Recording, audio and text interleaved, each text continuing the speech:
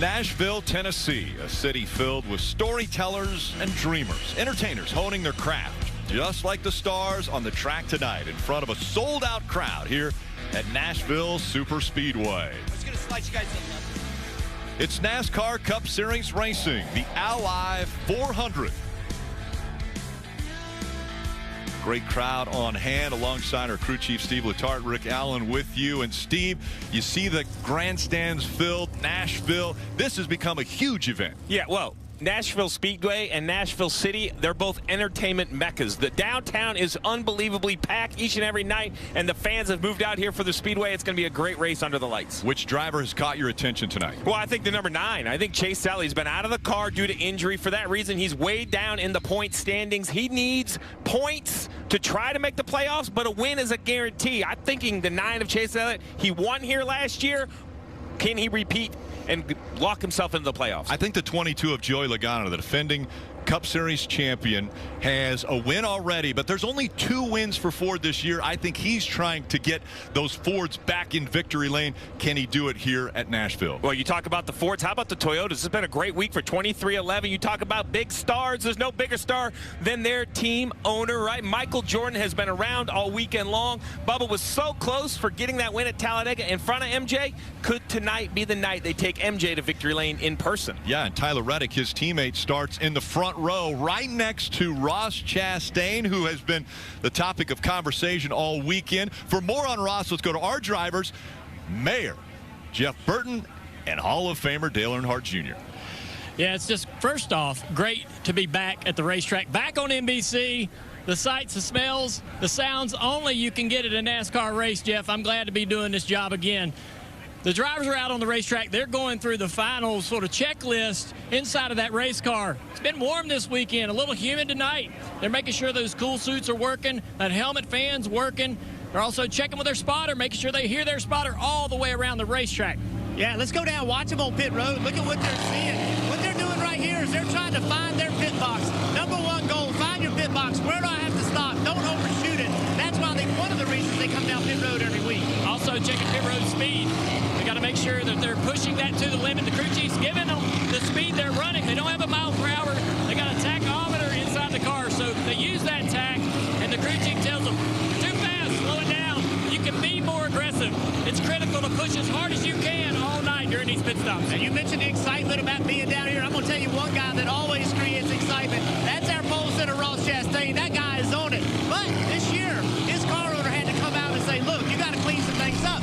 And he did it publicly, and since then, hadn't been as good. Performance hadn't been as good, but tonight, he's got a fast race car, was fast in practice, sat on the pole. Tonight, we're going to see Ross Chastain be Ross Chastain, go out and try to win this race and not care if he makes somebody mad. Another guy who's fast here, but has been fast for the last several weeks, Martin Truex, and Kim has more. That's right. Lots of momentum for the 19 team of Martin Truex Jr. In fact, they told me they are still riding a wave of confidence from their win 2 weeks ago at Sonoma. Fast in practice. In fact, top 3 speed in practice. They swept both stages here last year. We'll see what they can do, Dave, from the 6th starting position. Kim, what a year it's been for Kyle Busch. 3 wins. He's in the playoffs, but he wants that regular season championship. A win here tonight at Nashville, well, he hasn't been great so far, would go a long way toward that. Marty Snyder. Dave, so far this year, the best driver in the Cup Series has been William Byron. He is the championship leader, but a moment ago, he admitted to me lately, we just haven't had that same speed. On the top end, a 3rd place car. On the bottom end, a 7th place car. And Rick, he said, we have some work to do this summer, which has traditionally been a very tough time of the season for the 24. Interesting, Marty, that they've got work to do. 3 wins already. Want to take a look at tonight's starting grid, brought to you by Ally. Up front, Ross Chastain, first career Cup pole for both him and his team owner, Trackhouse. Yeah, you saw Daniel Suarez to the back of the field in a backup car. Kyle Busch right there on the 2nd page. Christopher Bell, his teammate, will be row 11. A little bit further back in the field, Harrison Burton, Brennan Poole, making one of his few starts here in the Cup Series. Field 2x2 going down the backstretch. And Steve, it's been a warm weekend on this concrete surface. Are we going to see slipping and sliding like we saw in the Xfinity Series yesterday? Well, it's really been chaos. We've saw accidents in qualifying, both in Cup and Xfinity. The Xfinity Series race, it took us 3 or 4 times to get the race started without an accident. That has to be on the mind of these drivers as they're coming around. It is a night race. The lights will come on, but right now you see it. The sun is shining. The track is slick. How aggressive will they be early?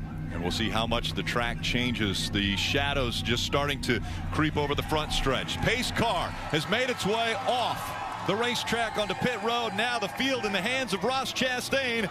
The Ally 400 is underway.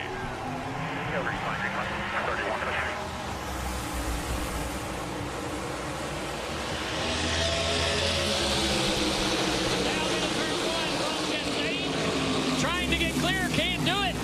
Now finally off of turn 2, Jeff, clear of Reddick for the lead. Yeah, Chastain got clear. This racetrack historically has been really wide, a lot of grooves, but yesterday in practice it was kind of one groove on the bottom, so all the drivers trying to figure out where they can go. A lot of accidents. You see cars moving around, sliding around. A tough Xfinity race yesterday. These drivers have to be taking it pretty easy, making sure they understand how much grip this racetrack has.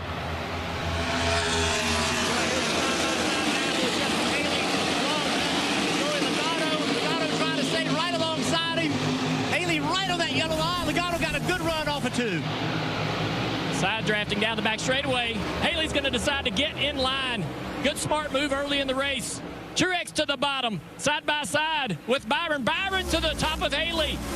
Almost 3 wide off of turn 4. Haley struggling a little bit with the handling of his car. Really good qualifying run. Thought he had good pace in practice yesterday, but right now he's not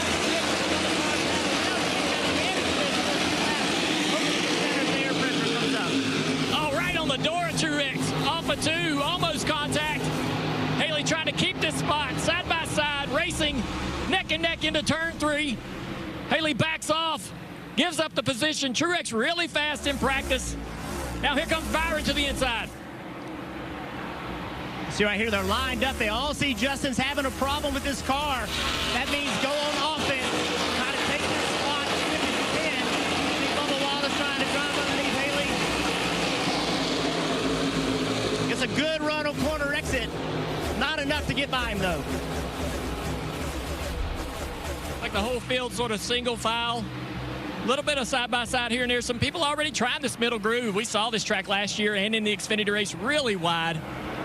Already cars up there trying to find speed, clean air as well. We see the 17 of Chris Buescher making his way up. The 9, as you mentioned, Steve, maybe a little more pressure on Chase Elliott as there's just 10 opportunities until the playoffs get underway, and he may have to win his way to get into the playoffs. Yeah, I mean, the math is there that says he can get in on points, but a win is a guarantee. Bubba Wallace just in front of Chase Elliott, making his 200th start in the Cup Series here in Nashville. His co-owner, Denny Hamlin, to his outside.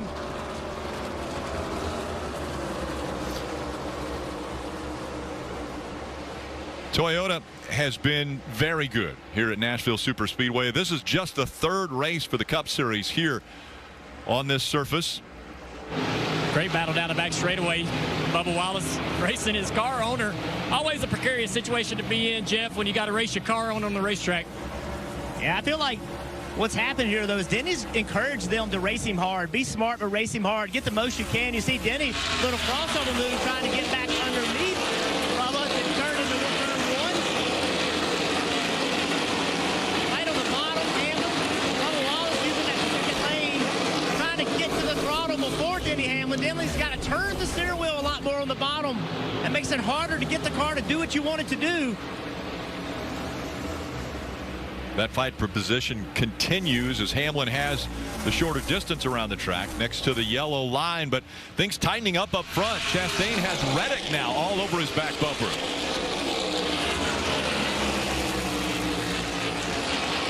Reddick loves that outside lane.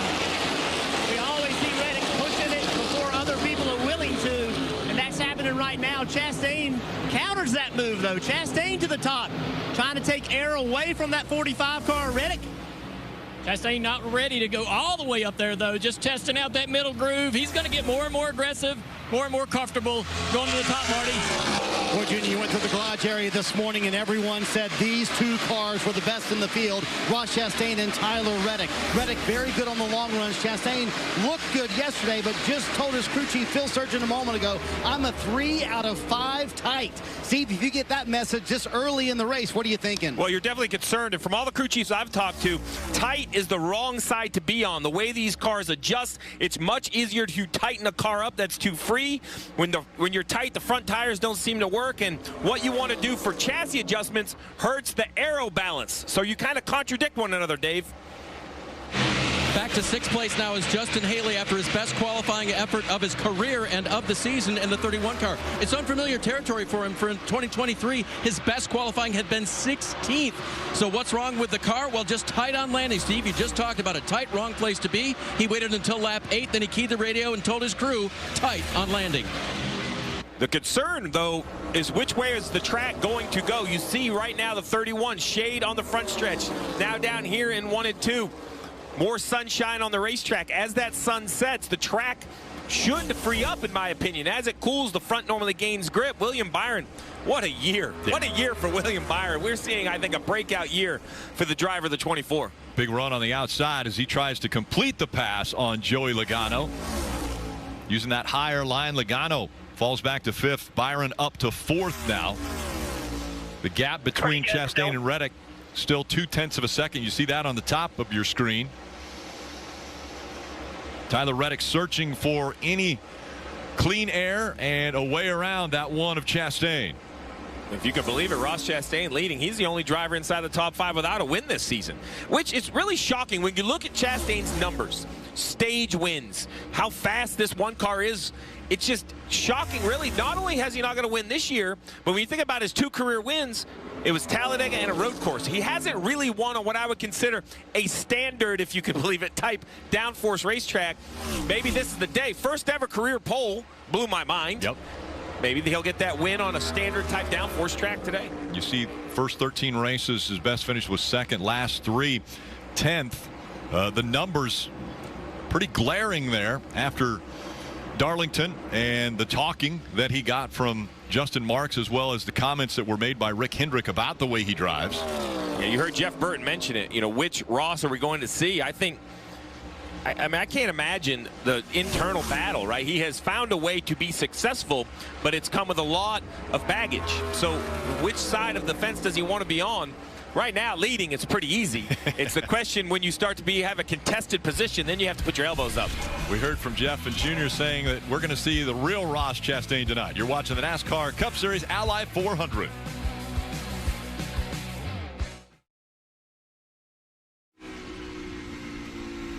NASCAR Drive, that's your live race day companion. You're able to follow your favorite drivers with access to their in-car cameras. All you have to do, visit NASCAR.com/drive, or you can download that NASCAR mobile app to watch all the action. Dave.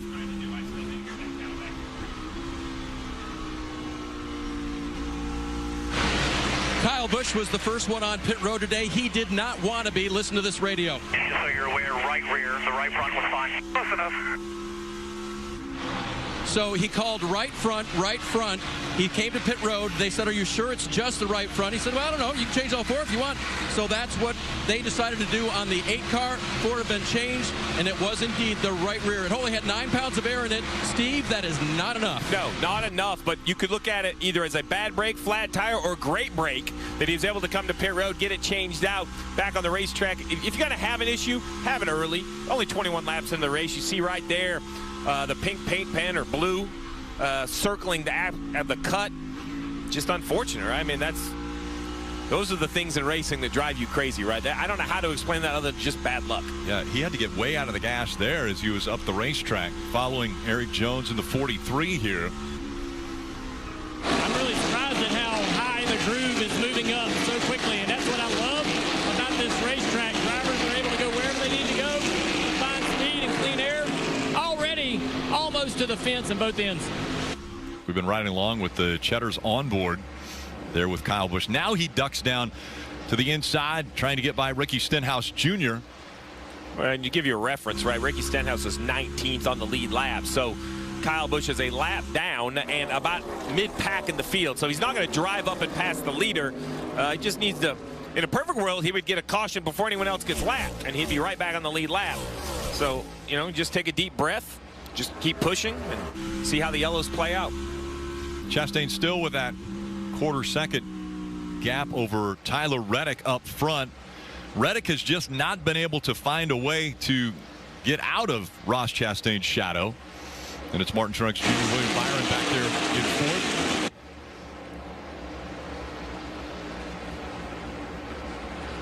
Denny Hamlin back in the fifth spot. Logano, Haley, Elliott, Wallace, and Buescher all in the top 10. Here 24 laps, now 25 laps into this one. Yeah, stage is 90 laps. We can expect they can run right around 70 on fuel, maybe just a little shorter, just a little over 70 laps. So you'll have to make a pit stop if this stage does run green. Now we see a little bit higher line out of Reddick. We'll see if that momentum pays off. It doesn't close the gap much, though. On the bottom, you see Bubba Wallace in the 23, Chris Buescher from RFK in the 17. That's the 9th and 10th position. RFK continuing to improve. You know, they got that win at Bristol, and this year I think it's incremental. Each week they just seem to find a little bit better, a little bit more confidence. I think it's not going to be long until we see not just a win but multiple wins, both cars winning for RFK. And changes continue with RFK as far as maybe modernizing a lot of the things that they had, you know, almost done traditionally with the move of Keselowski coming over in the ownership side of that, changing some things, changing the atmosphere over there at RFK. We see Ryan Blaney now in the 12 coming into the picture here. Yeah, Ryan Blaney, this team, they've been running really well lately. Got that big win, the Coke 600. Broke a long winning streak. Took a lot of pressure off this team. You see now he's trying to get around Bubba Wallace. That's what you do at this racetrack. That's why we love it so much. Is the car in front of you, he's running the bottom, you run the top. You just go wherever they are. Ryan Blaney trying to figure a way around. Top of the racetrack here against his good buddy Bubba Wallace. The Fords have really struggled a little bit this year against the Chevrolets and the Toyotas recently. This guy right here, though, William Byron, has been leading the charge in the Ford camp. I think that's his year, Marty. You guys mentioned the win for Ryan Blaney at Charlotte. Jonathan Hassler's crew chief told me, hey, we were good there as he brushes the wall right there and does make the pass on Bubba Wallace, or tries to into turn 3. How about that move for Ryan Blaney? But a moment ago, he said something about the brakes on the radio. Listen. Pretty bad brake shake it going here. Didn't have it in practice. That's a little weird. He said pretty bad brake shake to get going. Didn't have it in practice. That's a little weird. So there you go, Steve. So how about the brake shake issue that was very early in this run as well, and it didn't happen in practice? Would that concern you? Well, in years past, I would say, oh, it's going to be fine, Rick. It'll clean itself up. But the truth is, we have seen some rotor issues at St. Louis. We've actually had some brakes fail and come apart. Let's take another look. Just high, trying to get to the right side of the 23. I don't know if he got a bad aero position or just got a little bit up the racetrack. I don't think the contact was too heavy, not a lot of damage. But that brake shake. Thank you for running me in the fence. Really appreciate it. One more, but...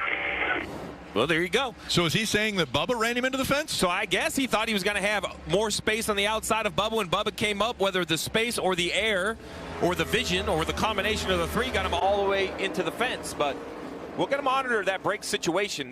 To close out that story, normally shake is something on the pads, but what we thought happened in St. Louis is that these rotors actually have a little bit of float, and when that freezes up, they grow, they make contact with other parts of the brakes, and they can explode. So we'll have to see if this 12-car brake issue is just a annoyance or a true concern. And again, Blaney currently running in the 10th spot, just behind Buescher, Chastain, and Reddick.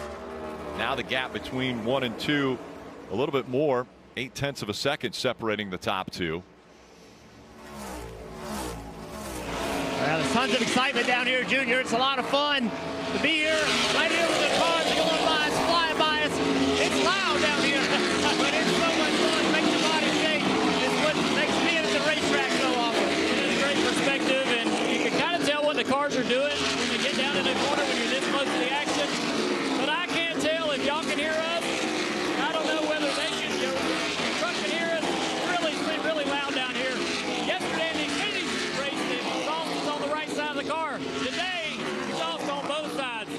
Cup cars get it done. So we're going to go to break. Hey, Chastain still leads the hell out 400. We'll see you on the backside. We're going to the booth.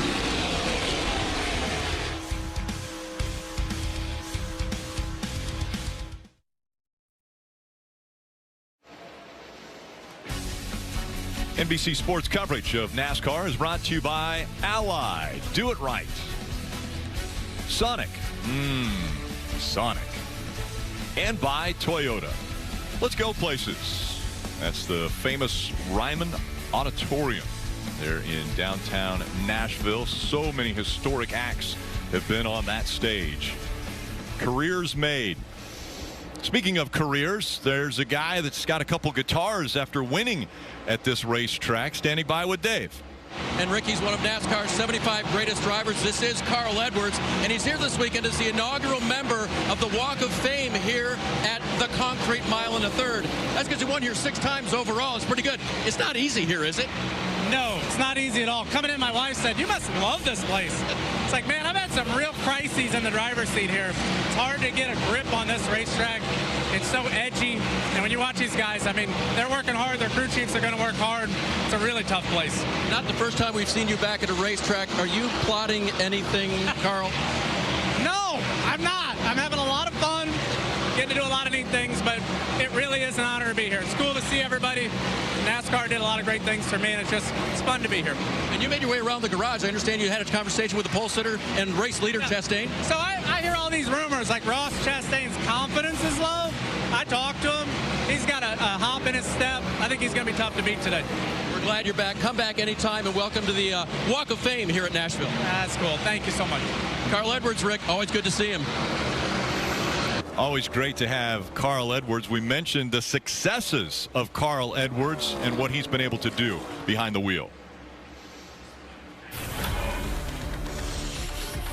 Everyone on their feet here wanting to see that. The flip from Carl Edwards winning in Nashville.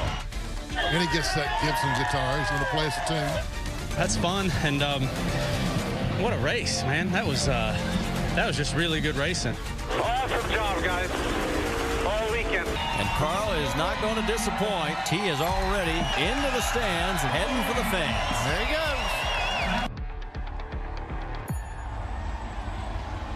And here is Martin Truex Jr. making the first green flag stop of the day. The crew already to the left side. 4 tires Sunoco fuel for Martin Truex Jr. said he could not get off 1 and 2 the way he wanted to. Just slight air pressure adjustment for him. As we look at the 5 car, Kyle Larson said it was very bad on throttle. Needed a slight adjustment there. Kyle Larson down and away, Dave. And you see Denny Hamlin now leaving pit row. He described his car as a little bit edgy, but he's been going the right direction. The 11's fast. Marty. You see leader Ross Chastain coming down pit road, has led 42 laps to this point, so the car just got a little too free the further he ran. So all these teams in essence sort of splitting this first stage, which is 90 laps, in half. Also Ryan Blaney on pit road. He too saying his car getting too free. And a lot of crew chiefs and spotters, they feel like that the track has really changed here. And also the 45 of Tyler Reddick on pit road as well. He is well free. So Steve, certainly the track changing. Teams deciding to split this first stage in half. Yeah, I mean, the track's going to continue to change. That's the interesting thing about the start time of this race. Last year, it was a delay, a weather delay that got us later into the evening. This is a scheduled plan of a later start, as now we see William Byron gives up the lead, coming to his pit stall. One lap further than everybody else. You see the chassis change to tighten up the 24 car as well. Byron was pretty quick out there. Also the 22 on pit road in front of you, Dave. Paul Wolf, the crew chief, told me earlier today, I'd be hesitant to split it in half because the tire wear isn't that great this weekend. Well, he had to follow what everyone else was doing. Joey Logano on and off of pit road, as is Chase Elliott. He has been moving forward early in the race, going the right direction. They'll come down here for 4 Goodyear tires and Sunoco fuel.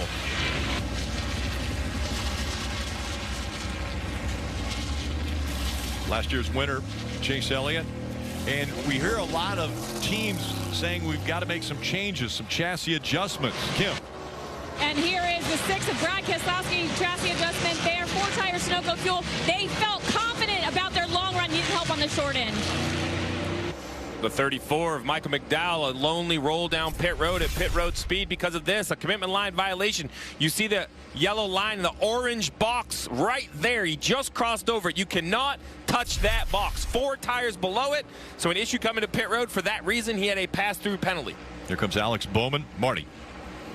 Alex Bowman running a little bit farther here. Blake Harris, his crew chief, making that call. He'll come in for 4 fresh Goodyear tires like everybody else. A little 2-3 for him. Now, Daniel Suarez started at the very back of the field in a backup car today. He was so quick coming through the field. So, Steve, if you're Travis Mack, do you leave him out? I guess the answer is no. You come to pit road right now, but Suarez has an awfully quick car. Even though it's a backup car, he was very fast, wrecked in qualifying. This backup car has the same speed as that primary had earlier in the weekend. And that's very impressive. I mean, you just, with the limited amount of practice, the teams just don't put as much effort into the backup cars as they used to. Congratulations to Trackhouse to take the opposite approach, have this backup car giving Daniel Suarez in their hometown of Nashville a chance. A little bit long in the box, though, Marty.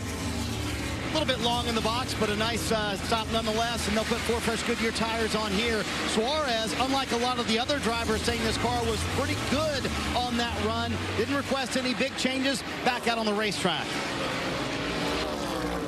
Tootsie's a very famous establishment here on Broadway in Nashville. Sponsor of the 99 as Chastain now chasing after Ty Dillon, who hasn't come to pit road yet. And I think this call for Ty Dillon is an interesting one. You know, if you're in the back third of the field, you're almost starting to race for laps. It's been a little bit of a rough year at Spire Motorsports for the 77 of Ty Dillon. Full-time driver for the first time in this car number for the organization. They had some engine issues early, some bad luck, some loose wheels. I think they're trying to get something to go their way. Maybe they'll get a fortunate caution here, try to stay on the lead lap. In stage 1, continue to work on the car. Green flag pit stops have cycled through with the exception of Ty Dillon. Haley to the outside of the 17 of Buescher. Haley again with a career best starts, trying to hold on to that track position. We'll be back with more from Nashville.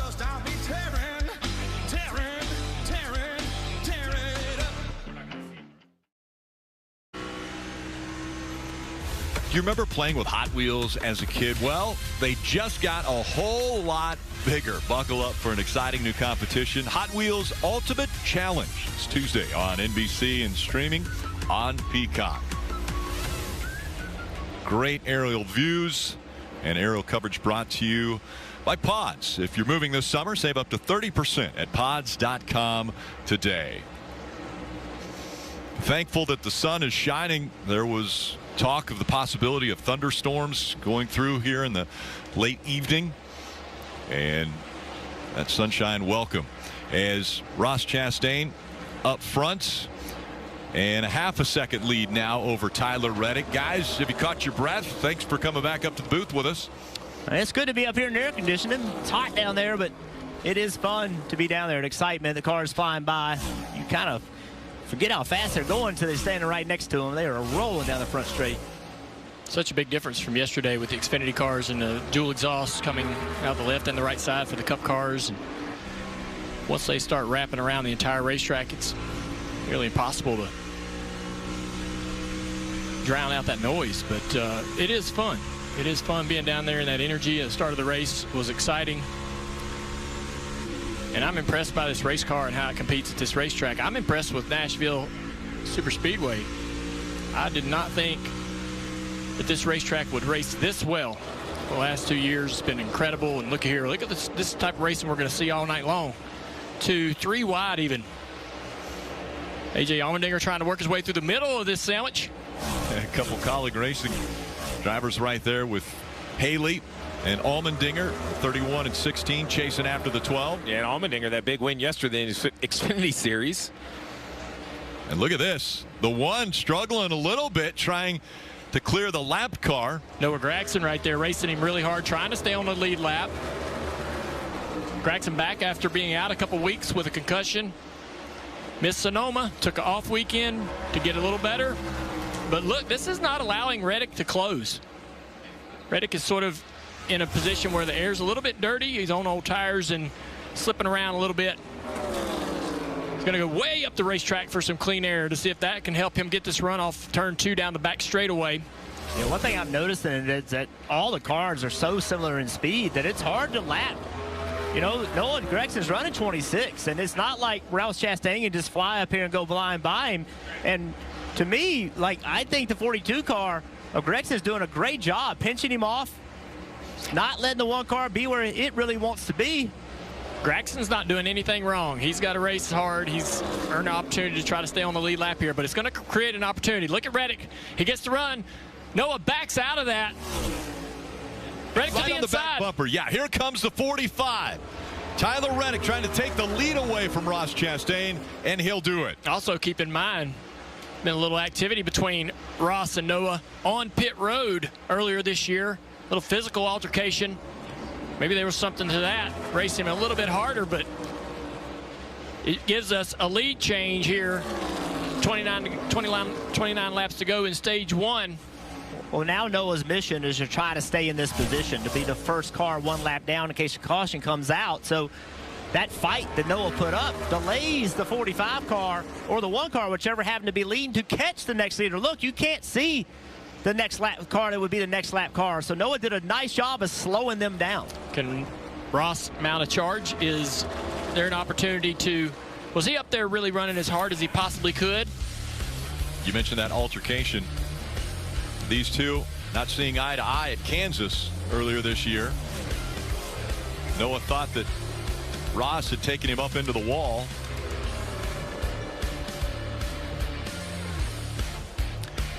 Chastain's going to connect with a right. Noah had a good one coming back. It gets broke up before Noah could respond. I don't think they like each other.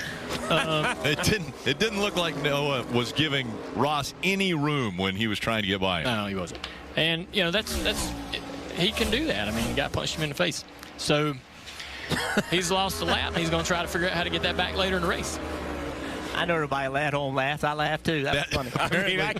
Apparently that allows you to race somebody hard. Yeah. I see a new series. This is Dale Jr. Parenting tips 101. If you get punched in the face, you can swing back. Yeah. I mean, I agree with that. Ross is hanging in here. I know that, you know, he might have been just kind of running 90%, maybe 85%. So we'll see if he can mount a charge. Reddick was really fast in practice yesterday. This one car was as well, but I think Reddick, we all agree, was probably the best car. But I talked to Ross before the race started. I said, hey, man, I know you're fast, but what's the car like on the long run? He just grinned and nodded, walking away. I think this guy's really confident in what he can do tonight. Teams are going to have to stay up on changes, especially the way the track changes, because that's what happened a year ago when Toyota was so dominant on this racetrack. But then late changes in the race, and it ended up being Chase Elliott who stayed out and was able to get the win. I want to take a look at the Xfinity fastest lap, and it's race leader Tyler Reddick. His fourth lap of this race, 30.318 seconds. Just under 158 miles an hour average speed around this mile and a third. Kim. And a team that had a lot of confidence coming into this weekend, it was the 19 of Martin Truex Jr. You see the Toyota onboard camera. After those green flag stops, though, Martin came on the radio and said, guys, the balance is not quite right after those changes. Then he added a little more specificity later in this run, saying he is loose in, tight center, loose off, can't do what he wants with that race car, so they'll look for more changes at the end of this stage, Dave. Chase Elliott is up 5 positions from the start of the race, and he's heard the great words, hey, fastest car on the track, a couple of different times. Not the Xfinity fastest lap overall, but he's been the fastest of everyone a couple of different times. And that is good news. Now, Alan Gustafson told me today they weren't great at the start last year.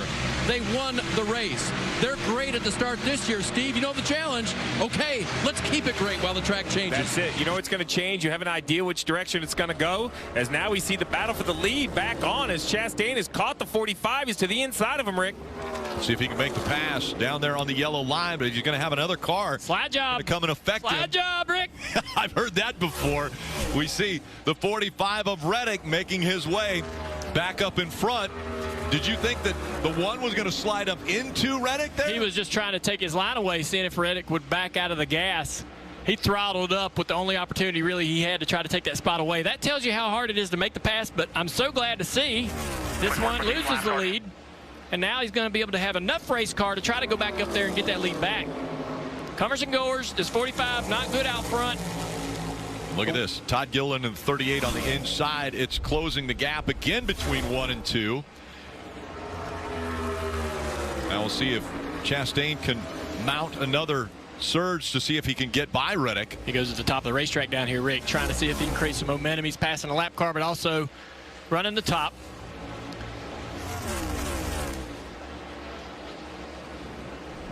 So let's see how they got side by side. Ross is way back there, so the 45 gets up a little bit too high, and I think that he wasn't sure. He was slick in the dirt, in the marbles, wasn't sure about getting back to the throttle. That allowed the one to get there. So a big mistake on the 45. Not so much that Ross is better, trying to run him down, just a slip up for Reddick trying to get that higher groove working in. The drivers talk about not being able to really see where the groove is. Obviously, you can tell where the rubber's put down, but they don't know where that resin on the racetrack is. It doesn't have a color. So when you try to move the groove even higher and higher and higher, you take a risk of getting up there in the dirty stuff. Reddick's been out front for 11 laps. He's being chased by Chastain, who was up front for 52. The top two separated by half a second.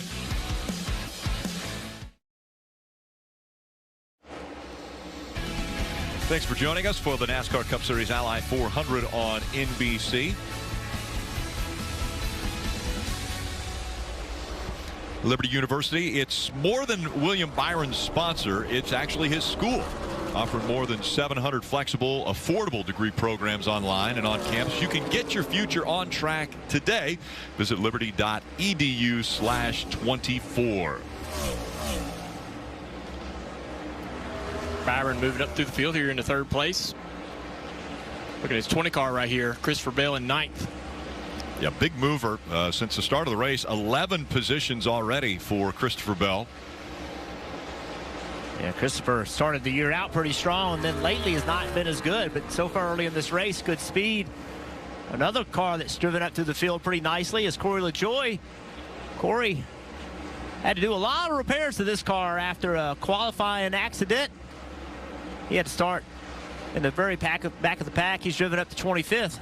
Yeah, they didn't have to go to a backup. They did have to check basically the rear bumper, rear fascia, quarter panel.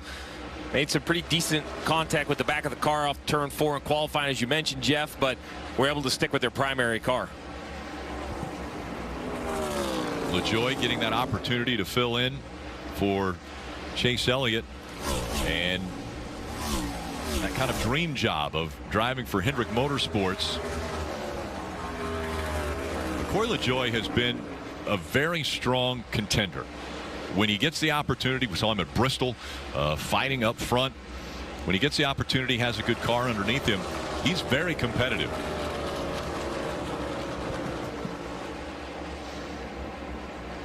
And somebody that's not had a good start to this race, Joey Logano started 4th. He's back to 22nd. He's the second highest running Ford. Highest running Ford right now, 11th of Buescher. See his teammate Blaney right behind Logano. We showed all the cars that were on the move. Bell, Suarez, LaJoie. Another car moving through the field. The 16 of A.J. Allmendinger is all the way up into 10th place. Won yesterday's Xfinity race. Had a great drive. Continues to drive through the field today. A very strong car. How much of that momentum coming from a win in the Xfinity Series can he move over here and bring to his Cup car? I think that having some of the laps on the track and knowing how slippery this track was yesterday, now he learned something everybody else in this Cup race didn't, but the shift pattern of the car being so different, the rack and pinion steering, the tires being so different, he didn't really learn anything as far as balance or anything that's really going to help his performance or this car drive better because of what he did, right? So I do know that he understands where the groove is, where he can take the car, where to find speed. That he learned all that yesterday, and he had an awesome performance to be able to take the win. Colleagues not had an incredible season so far in the Cup Series. It's a new team, building, improving. These are the runs that they need out of their two drivers. They had a great qualifying effort with Haley this weekend. Haley back in 15th, but AJ getting it done in the top 10 today. He wants to stay there. Here's yesterday's race. Driving that number 10. and the iconic trophy that you win here in Nashville. We talk about drivers, how to inspire and get them fired up about winning races at certain tracks. You give them a unique trophy. Yep. He talked about that in his post-race, being able to win that guitar. Gibson, Les Paul. You can only win it here, Rick. Nowhere else. Gibson is their headquarters located here in Nashville, as we see the 22 of Blaney going to the outside of teammate Joey Logano. See on the left side, the fuel for all of the cars. No real concern for most of the field, but in the 7th place, Kyle Busch, remember he had that flat right rear tire at lap 16, Dave. 69 laps on this fuel run. We thought that could go around 70. So they're really trying to stretch this tank. Okay, so here's the fuzzy math that I have, Steve. I heard 73 in the pits, which means probably 74 or 5. He put it on lap 16. That means he should be able to make it because he knows how to save fuel as well. So right now he's in the top 10, doing pretty well, although he does have some feedback for his team. Loose into 1, good through the center of 1 and 2, loose off of 2, good into 3, tight, 2 numbers tight, center 3, 4. Good off of 4. I got differences between the ends. Right down that the steering sucks. I think Randall Burnett will be able to fix everything except the steering, probably.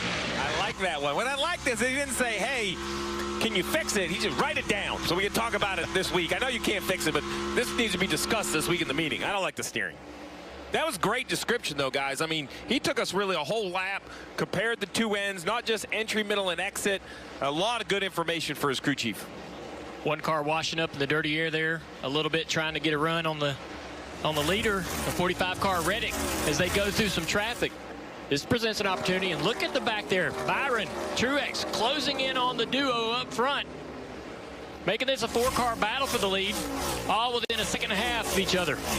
Coming up on the end of stage 1, just under 3 laps to go. Truex firing it down into the turn 3, down shifts, looks low on the 24 car Byron, back to the throttle. Back in the high gear right there. Early shifts down into the corner. Reminds me of old days in Pocono into turn 1. Using that downshift, Jeff, to help the car rotate. Talk about how these cars drive better when you put that RPM in there. Yeah, that's one of the reasons you hear them shift so early, is that the sooner you can get more RPMs in it, the better the car drives. So there was a time where we would wait a long time and shift, but these cars love those RPMs. So as soon as you can get it in a lower gear, get RPMs in it, that puts some forces in the transaxle that just makes the car drive better. While Reddick drives away in the lead, half second over Chastain. Chastain's starting to see a little business in his rearview mirror as Byron's getting closer and closer on this final lap. Got a little bit loose there through 1 and 2. Did the 1 of Ross Chastain, and now Corey LaJoie making it a little bit more difficult for Tyler Reddick on this final turn of stage 1. But it's going to be Tyler Reddick grabbing his 3rd stage win this year. Ross Chastain, William Byron, Martin Truex Jr., and Denny Hamlin, the top 5 in stage 1. And Corey stays on the lead lap there by racing hard. You know who's happy about that? Noah Gragson. So he'll be the first car lap down for an opportunity to get the free pass. Chase Elliott 6th in stage 1. Once again, a great event from here at Nashville Super Speedway. We'll brush with the wall there on the 12th of Ryan Blaney. How about a brush with a bull? Yeah, that's in the infield here.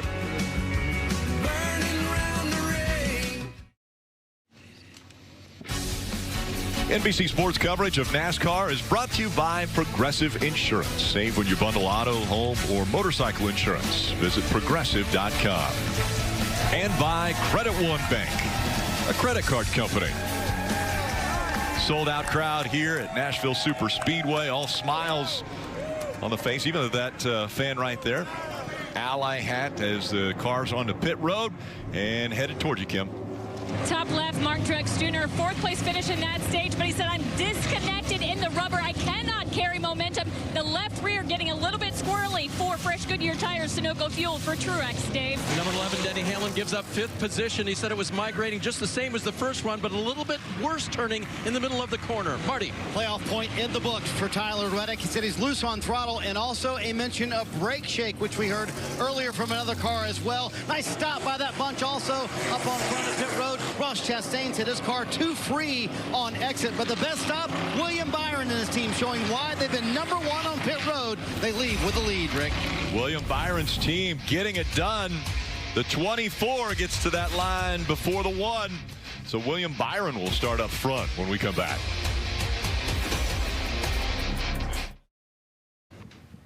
History will be made in a week. Yeah, that's Lake Michigan back there. It's the Chicago Street Race. For the first time ever, NASCAR will have a street course that they will race on Saturday. It's Xfinity Series on USA. Sunday on NBC, the Cup Series. And what a incredible facility this is. Grant Park, Buckingham Fountain, right there in the center of all the action. Of course, it will take place on. And right now, Parker Kligerman is actually at the course. And Parker, what has amazed you so far since you've been to the course today? Well, Rick, as you can see right now, it was actually pretty nice. And then just as we started this, it started downpouring here. But behind me, you can see the beautiful skyline, and it really gives you a sense of how this track is deep in the heart of Chicago. And right now, I'm standing in what's called the President's Paddock Club, which is an Ida B. Wells Drive, which leads to sort of the entrance of the city. And actually, it's at the end of where turns 8 and 9 are on this 12-turn course. And it's fitting that NASCAR would choose Chicago as its first ever street course race, because back in 1895, the first ever major auto race in America was held here in Chicago to Evanston and back to Chicago. It was 54 miles. It took 10 hours and 23 minutes. And I'm no rocket scientist, but I think the races on Saturday and Sunday will be a little faster than that. And I can tell you, it is palpable, the enthusiasm that this city has for this racetrack. As I walked around here today, you could see fans and people taking pictures of the course being set up, the grandstands, all the event atmosphere around here is starting to build up. You can just tell that everyone's excited. Yeah, smiles on everyone's face. Parker, thank you so much for being out there. We appreciate that. Getting us a little preview of what we're going to see next week. Oh, it's going to be so awesome. A few quick updates. The 4 and the 8 both caught speeding, and A.J. Allmendinger lost a few spots with a slow pit stop. Coming back to the start of stage 2. Again, William Byron with that great pit stop. He's up front with Ross Chastain on his outside.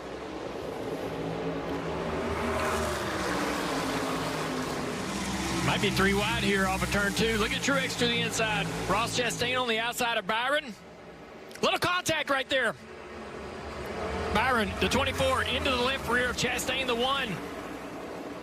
Chastain surging ahead on the high line, but here comes Truex Jr. on the inside, right in the middle. The 24 of Byron. Look at this racing at this racetrack. This is incredible for the lead. 3 wide for almost a full lap. Chastain with the advantage when they go into the turn, but then Martin Truex Jr. brings that 19. William Byron fighting back in the middle. Still 3 wide. Finally, Truex backs out, but back to the throttle to the inside. 3 wide for 4th, 5th, 6th. Yeah. That's Christopher Bell in the 20 that's holding on to 4th right now, but still the fight for the top position. So important right now for the spotters to be reminding them you're 3 wide, whether on the top, the middle, or the bottom. You have to give each other room, especially on corner entry. Even. Still middle. No one giving an inch. Back to the 19 now.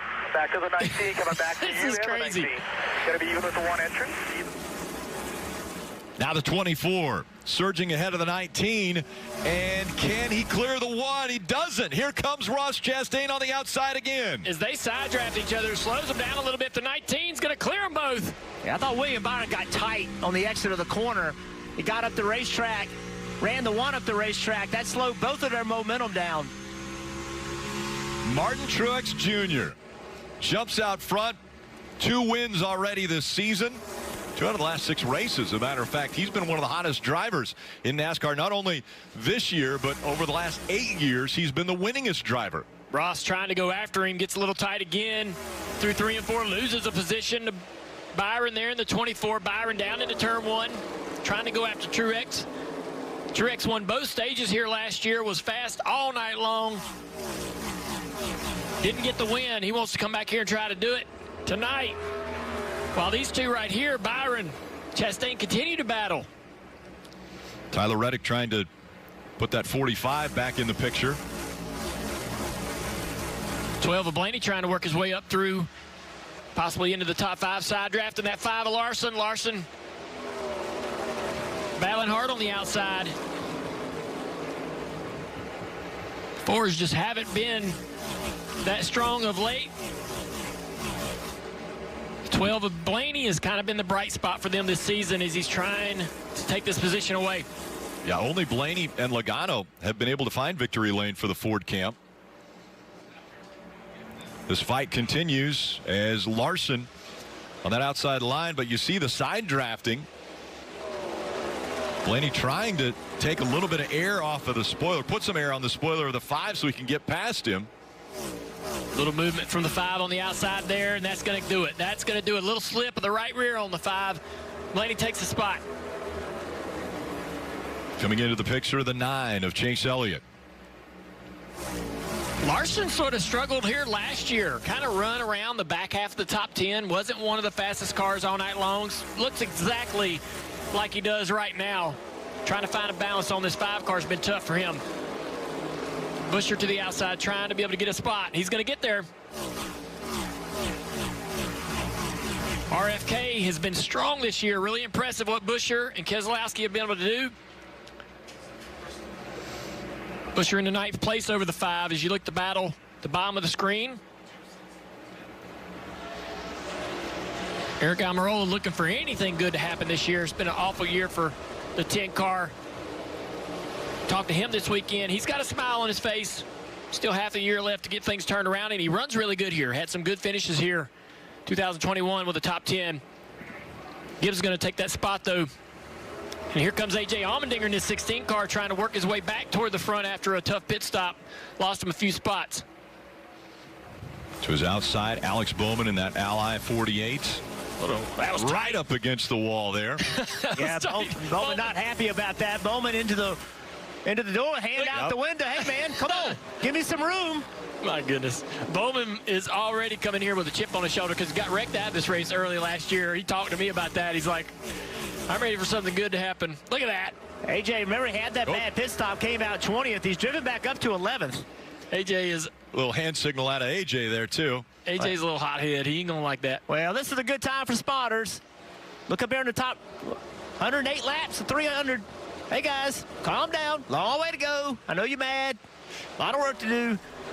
Well, what makes that even tougher is that Exeter turn 4 has a bump. So look right here at the 48. I mean, he's got a wiggle, not a lot of space. We talked about it as an action-filled week. Well, the accidents we saw in qualifying were kind of all off turn 4, right in that spot where Alex Bowman was really in trouble with space to the wall. And now here they are side by side again. We'll see if they can play a little nicer, Marty. Yeah, the battle continues, and actually the frustration for Alex Bowman went back to the restart. His spotter, Kevin Hamlin, you mentioned, Jeff, the spotters need to get in and calm this situation down. Said we can't play, quote, nice guy teammates.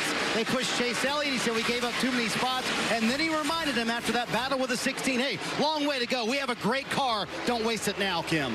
And the booth mentioning AJ being a little bit of a hothead behind the wheel. Well, that also carries over into the feedback he gives to his team. And when I talked to crew chief Matt Swiderski, he said there's a learning curve with AJ's feedback.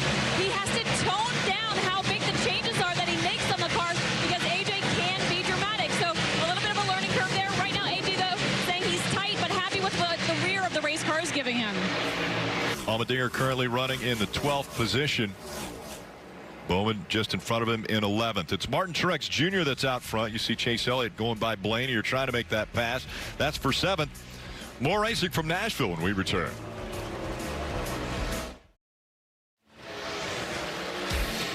Moving this summer? Join the 6 million families who discovered a smarter, more flexible way to move with Pods. Save up to 30% now at pods.com today. What a crowd, Rick. I mean, it's a sellout. Place looks amazing. We were coming in early today, and the parking lot was already half full. I mean, these people came out. They came out in droves all day long. This is the partying's continuing. Look at all the smiles. You see that? That was a 78 Martin Truex Jr. hat with a 19 Martin Truex Jr. T-shirt. That's like showing your fan commitment through the generations. The years of support. I like that. Martin Truex Jr. out front by a second and a third over William Byron. Byron had got the lead after his pit stop, but it was Truex that was able to get by him after that 3-wide battle. And most recently, the 19 of Martin Truex Jr. A very impressive run at Sonoma.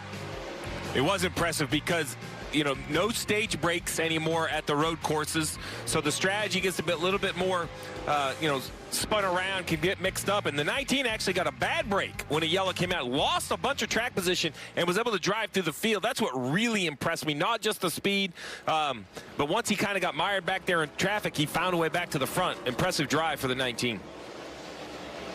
I mean, these numbers right here are just amazing since 2016, right? 30 wins.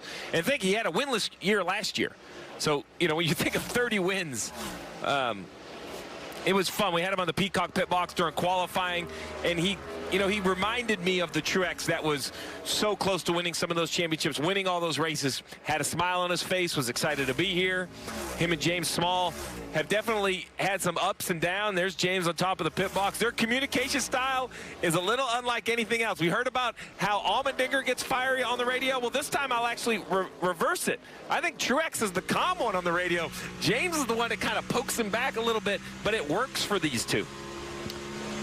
Well, a lot of criticism last year, right? They didn't make the playoffs. They finished 4th in regular season points, but they didn't make the playoffs. And Truex is a driver that we become accustomed to contending for championships. And, 4th in regular season is great, but you got to win. And they found they didn't win, but this year they've been able to get those wins, and things are much, much better. Well, there's action. We saw that 3-wide battle for the lead was just, my mind was blowing, it was exploding trying to figure out what's happening. But there's beating and banging all over the racetrack. We've seen the 16 and the 48 go back and forth at one another. The 47 of Ricky Stenhouse Jr. and the 3 of Austin Dillon, they also have, I won't say traded words, but traded some gestures, took a couple swipes at each other on the racetrack. You can see right here, this is the 47. He was clear-ish. I mean, he comes all the way up right here. And I mean, the 3, I think, has no choice. I don't know if he was going to continue to take him up, and there's actual contact. I think the 47 had a bobble right there and chased it up into the 3. This is the 48. Telling the 16 he's not happy. We've seen them going at it. One thing about this car I noticed is that drivers run other drivers out of the groove more than they have in the past. It's become a way you drive these race cars, is you go to the throttle so early and you just use all the racetrack up, and if somebody's out there, you just kind of run them out of the groove. And you hear a lot of drivers talking about others being not respectful, and that's what they're talking about. It's just, that's something you didn't see in the past, but it's become fairly custom to watch it. And the reason why I think they're able to do that is because the way this car doesn't get loose and doesn't lose side force when you drive up next to somebody. So if you're going to get up close to somebody with the old car, you tend to get loose right when you got next to them, and you're definitely going to make contact, take you both up into the fence. This car here, you drive in the gas, and when you get next to another car, you don't lose any of that side force and rear grip. Kevin Harvick right here off the rear bumper of Stenhouse. Harvick had that speeding penalty, so he's driven himself back up. He's just outside the top 20. Stenhouse running 20th. Great look right here from the Ballpark Buns camera. Looking back. Jeff, you talk about that move, and I remember the first time we saw like those big slide job moves, and you were unhappy with those. You said that would never happen when you were a driver. I'd love to see your reaction if someone just ran you kind of up and took the lane. You guys would lose your minds. Would not have been happy. Stenhouse was just right into the back bumper. The 22 car lost a lot of air. Lost the whole car, and the 4 is going to get by him right here. 22 falling backwards through the field. Logano struggling. Harvick now on the charge trying to get to this 22. You see the 22 in the high lane up here in front of us, off the nose of this 47. Harvick there in the orange car on the bottom of the screen. Lost all my front grip. My rear is no different, but we're plowing whatever we did. Well, he was right up behind the 22, and it's going to lose a lot of front grip when you do that. Dave, what you got?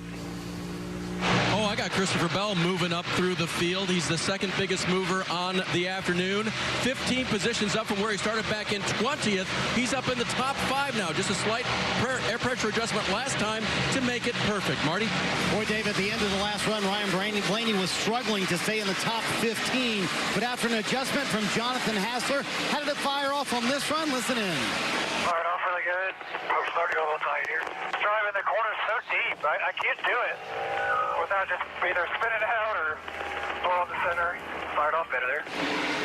Little honest commentary from Ryan Blaney saying, I cannot drive as deep as those around me, saying he's losing a little bit of grip at the end of the run too, Kim.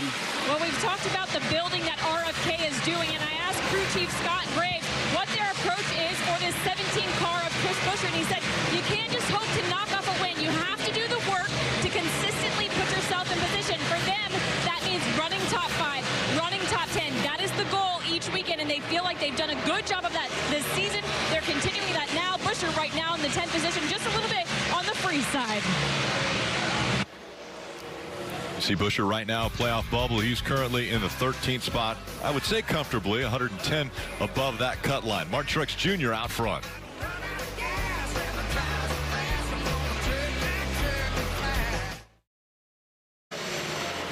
Nashville, Tennessee, the cornerstone of the music industry. You think back to 1959 when Dolly Parton started out here. Then in the 60s, Jimi Hendrix, Billy Cox, Otis Redding, Little Richard, Etta James. So many names made here at Nashville. It's the NASCAR Cup Series Ally 400 on NBC from Nashville Super Speedway. Martin Truex Jr. still out front, has a little over a second lead over Tyler Reddick, running in the second spot. And Reddick was able to get by Byron. As we'll take a look at how that pass was made. Byron to the top of the racetrack. Reddick turns down off the bottom of the corner. Down the back straightaway, a little bit of a side draft. Doesn't really get too aggressive with that. Byron lifting, allowing his 45 to go by. Realizes that he doesn't have the car to hold him off right now.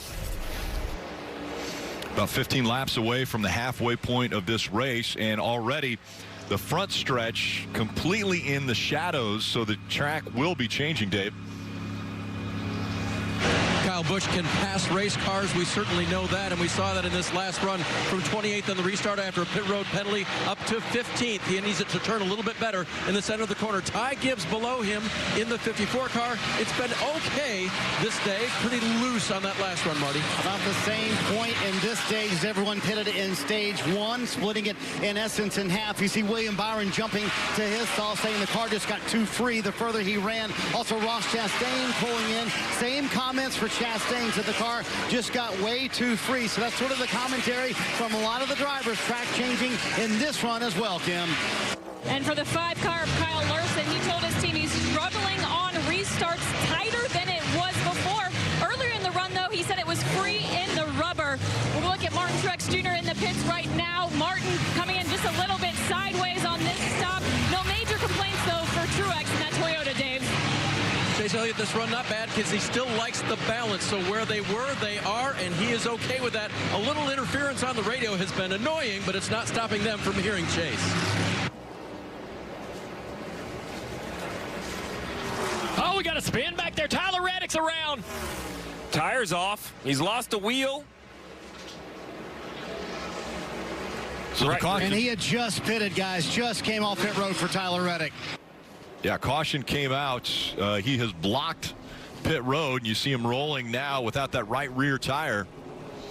Wheel completely off. AMR safety truck's going to secure that tire that's laying on pit road.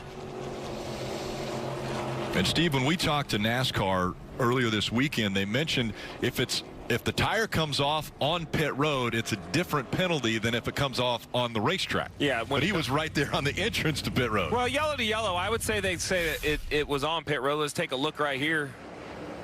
He obviously knows he has an issue. You see the fire out the pipes. Right rear tire's trying to come off the car. What a handful. That thing looked like it was evil. He's trying to get it to pit road. Yeah, the wheel's coming off of it. Yeah. That's what's happening. There you see the nut fly up the racetrack there. Come off the wheel. Such an unfortunate break for the 45. He had just pitted, as you said, so obviously on the right side, these pit stops are so fast. The exchange of the tire is so fast. What are you worried about, Steve, when you see that wheel trying to do that to the hub there? Is there any damage or anything that you're concerned with? Well, you see the air's out of the wheel, so as that wheel was bouncing, you could see as it comes loose, the brake rotor and caliper actually cuts the aluminum wheel in half, and it breaks the inside of the wheel. So I don't know, imagine there's a lot of damage maybe to the brake caliper. It's probably worth inspecting to see what the situation is, but there's just not a whole lot of clearance when that wheel comes off. That's what keeps it on the car without the nut for at least a few hundred feet, is it's kind of dragging on the brakes. It's a good thing that tire, when it came off, it didn't bounce over that pit wall. It rolled into pit wall. That's what's so scary about those tires coming off. That thing's heavy. Fortunately, it didn't get momentum and stayed on the ground. Tyler Reddick had led 33 laps of this race, and now a right rear wheel coming off. It's going to take a little bit for the timing and scoring to kind of cycle all through, because remember, we were in the middle of pit stops. So Hamlin, Keselowski, Bubba Wallace, stay focused, get all we can out of it, regardless. had yet to pit. So it could be a huge gain for some of those guys, especially the 23 and the 6. As we look back from the Coke Zero Sugar pace car cam, let's go down to Marty. Billy Scott trying to assess the situation here. Dave Rogers is here from 2311 Racing as well. So 2 laps down for Tyler Reddick. This has been a bit of an issue for the 45 team this year. They have had speed every week. Execution has been a problem, and occasionally pit road has been a problem as well. So with them being 2 laps down and early here in the middle of stage 2 here, Steve, is it game over for Tyler Reddick? What's the path back to getting a top 5 or a top 10 today? Well, at this point, you're going to have to see some yellows in this race if the 45 wants to have an opportunity to recover.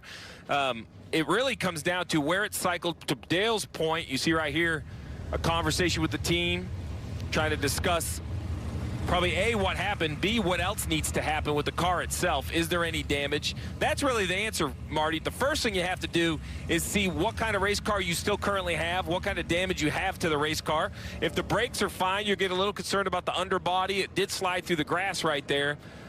Still a long ways to go, short of halfway. And I'm thinking, since this dropped during a caution or during a cycle, he's not going to be able to get that free pass right now because a lot of lead lap cars will stay on the racetrack. The 11, the 6, and 23 all came to pit road during all this chaos.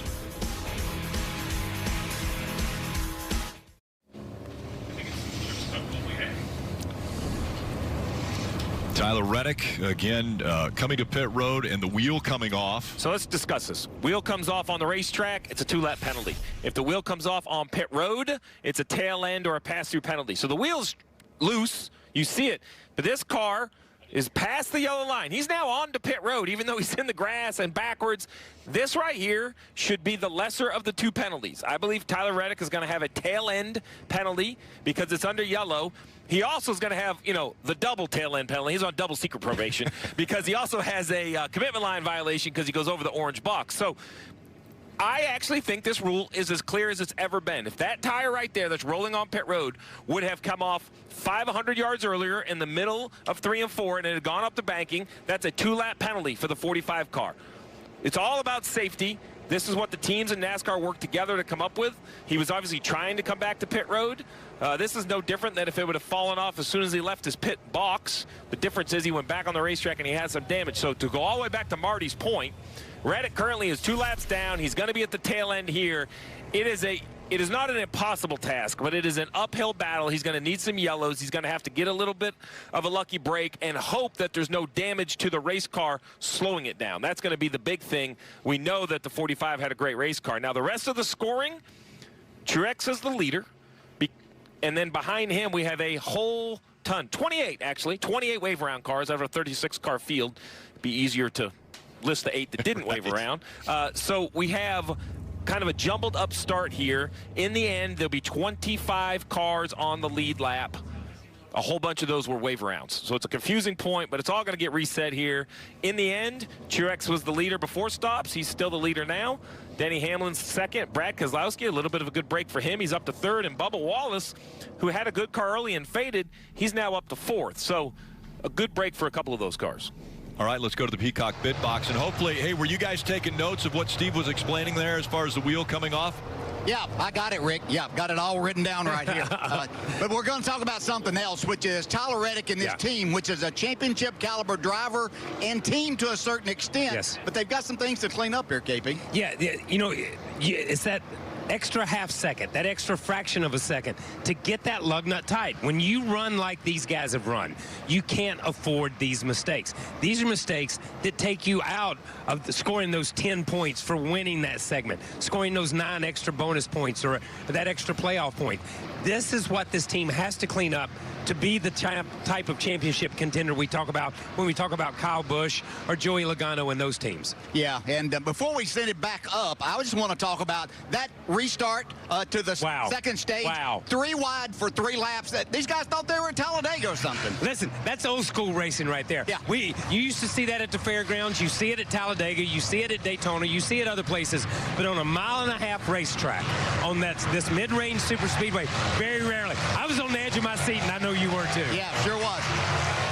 Well, we were as well, as they're now choosing inside or outside lines for the restart. Dave.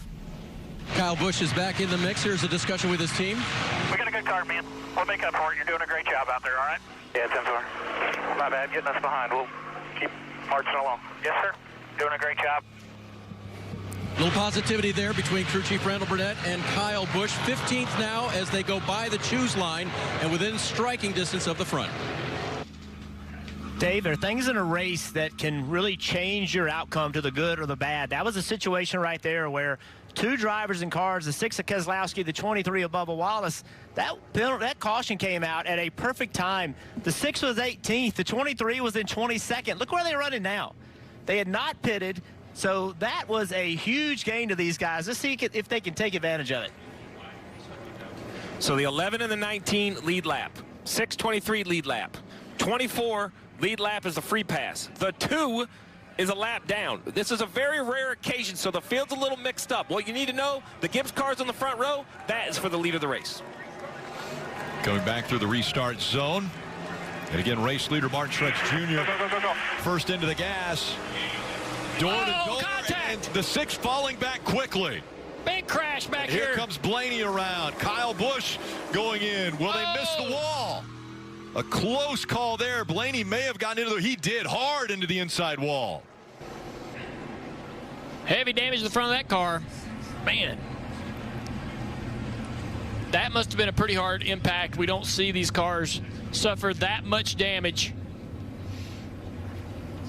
Just recently, with the improvements to the front and rear clip, they've made them a little more collapsible so that they do collapse so that the driver doesn't take so much of the blunt of that force. You can see right there above the car where the car impacted this wall on the inside. AMR safety crew immediately to Ryan. That is heavy damage. The front of that car is really destroyed. Yeah. That wall right there, a concrete wall on the interior of this racetrack. And we put safer barrier all the way around this place on the inside, outside, and you sometimes don't put it somewhere.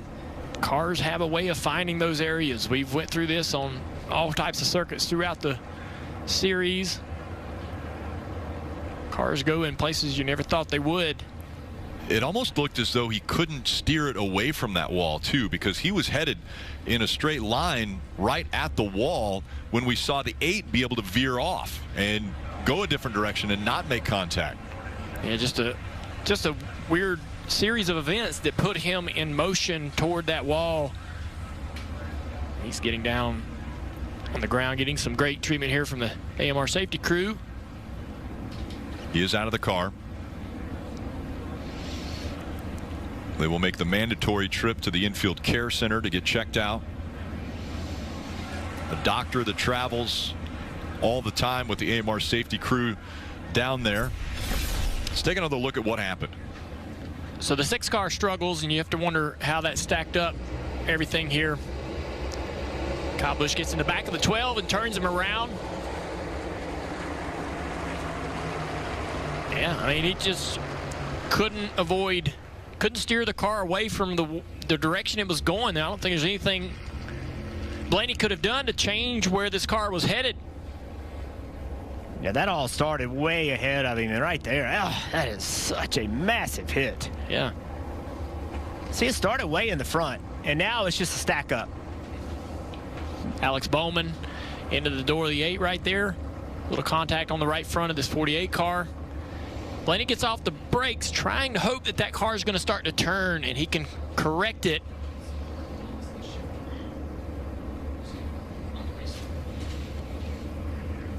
This could have been a whole lot worse.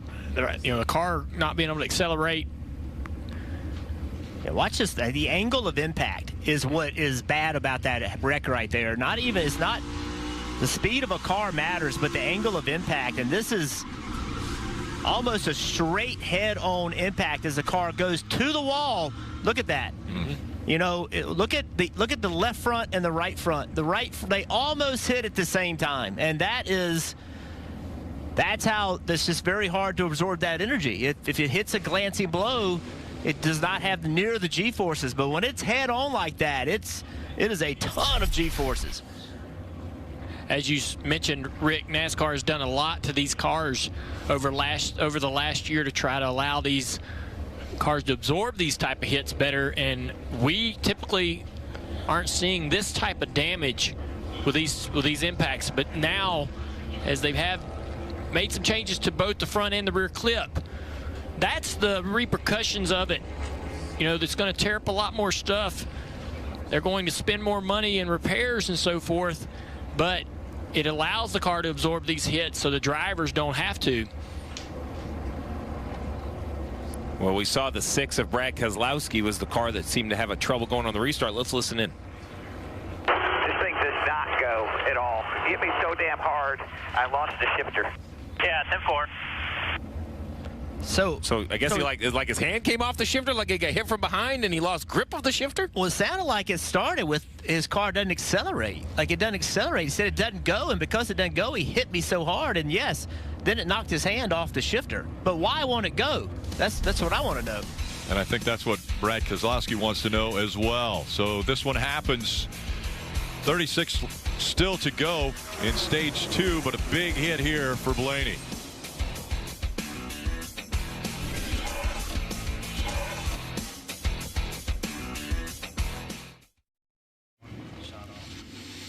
You can download the official app of NASCAR. It includes free live scoring. There's in-car cameras as well as a radio broadcast. All you have to do, search NASCAR in the App Store, and you can start a free trial today. Sun setting here on Nashville, Tennessee. Still 34 laps to go in stage 2, just past the halfway point of this race. As we look back from the Coke Zero Sugar pace cam,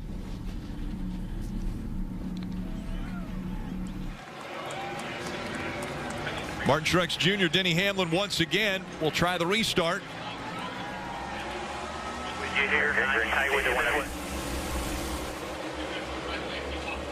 They fan out behind him.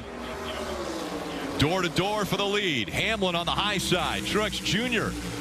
right along the yellow line. We saw a lot of this last year, Rick. This 11 car, Denny Hamlin and Truex battling all night long, and here they are again. Insert the 23 of Bubba Wallace in the picture as well. Denny fighting hard on that outside.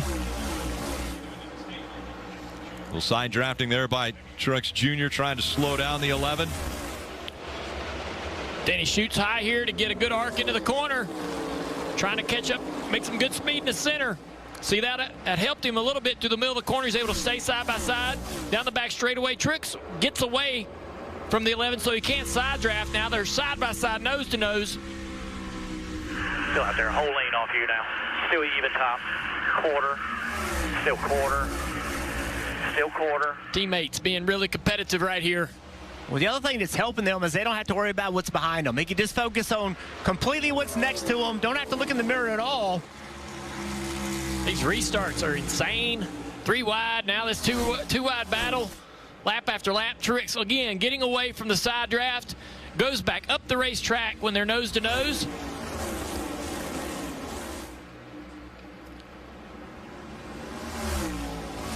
Truex nosing ahead, but then the 11 with the momentum on the outside.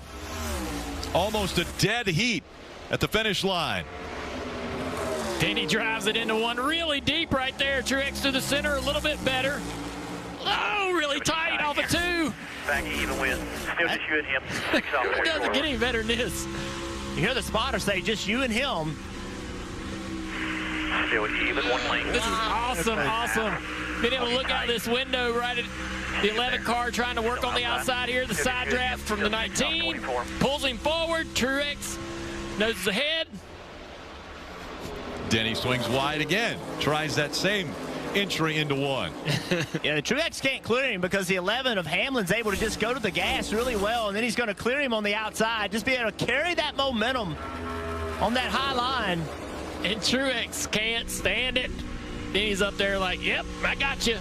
Truex wants to get back there and race him again. Take the spot back. Hamlin now has been out front 8 laps of this race. Chastain's led the most at 54 laps. Truex Jr. was out front for 50. Watch what these drivers do. They wherever Hamlin goes, Truex is going to try to go somewhere different. It's just a race for clean air. So Hamlin's trying to guess what Truex wants. He thinks Truex wants the bottom, so he's going to the bottom. Truex is forced to go to the middle. It's a cat and mouse game. Yep. I'm going to try to take your line away, and I'm going to try to guess where you want to be. Now, Truex has got to try to surprise him a little bit at some point, and Hamlin will do the same. But there it is. Hamlin went to the middle. Yeah. Look at him drive her down across the nose. So he sees in the digital dash, it's so clear. It's like looking at a TV screen. He sees where this 19 car is behind him and can take his car anywhere he needs to go to take that air away and block. I find that fascinating. I know for years it was a bit frustrating when these cars had them really tall rear spoilers of how much blocking for air that was going on. But it's so close in speed that anything you can do to hurt your competitor, it matters. I mean, it's amazing how close in speed all these cars are. Oh, Bell to the outside of Ross Chastain here for position. That's for 5th. Yeah, the 1 in 20, they're really close off of 2. Hamlin with a 2-car length advantage. Now 3 car lengths in front of Martin Truex Jr. and increasing. While Ross Chastain trying to fight his way back up front. Chastain up to 5th. Bubba Wallace in 4th. William Byron in 3rd.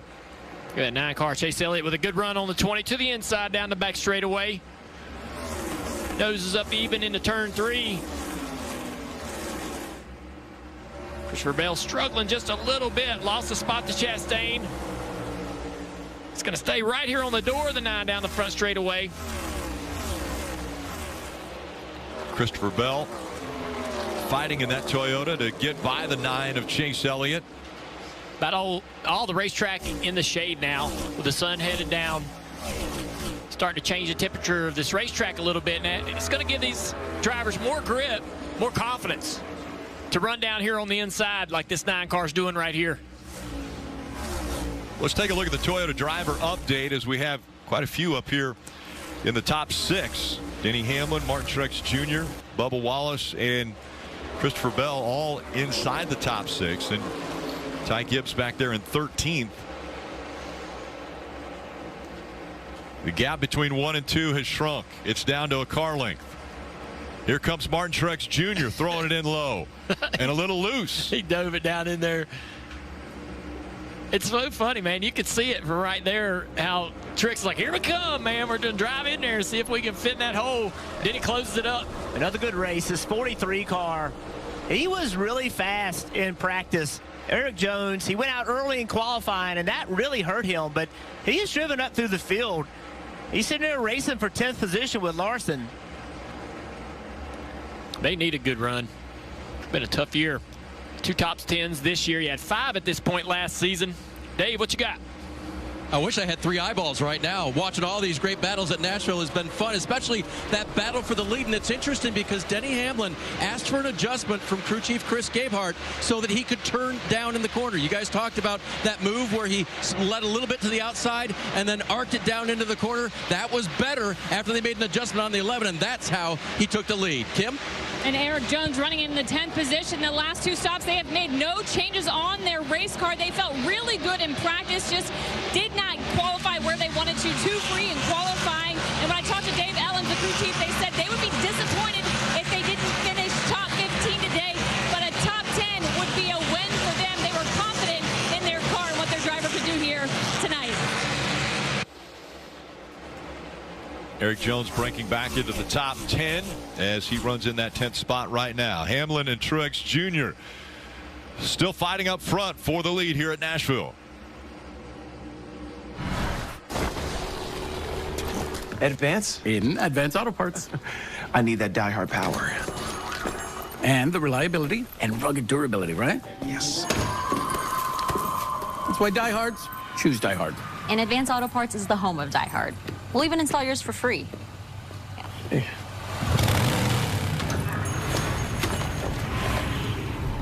Abuela? She makes the best tamales.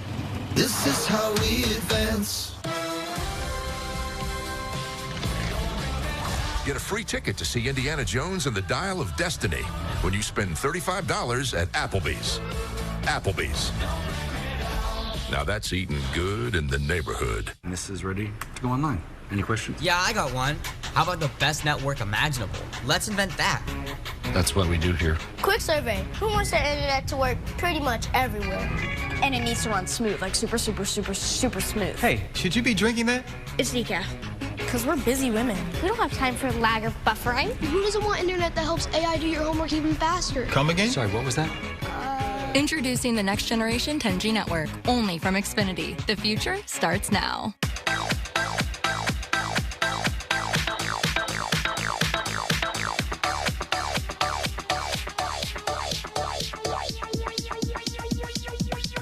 I need to try it first. At PNC Bank, you can find us in big cities and small towns across the U.S., where our focus is to always support the people who live and work there. Because you call these communities home, and we do too. PNC Bank.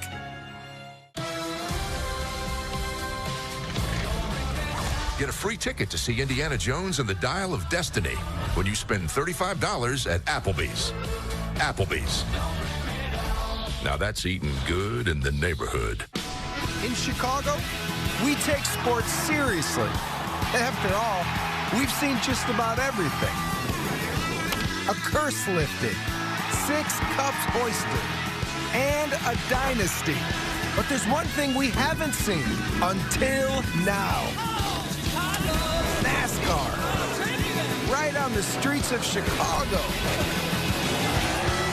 Next Sunday on NBC and Peacock.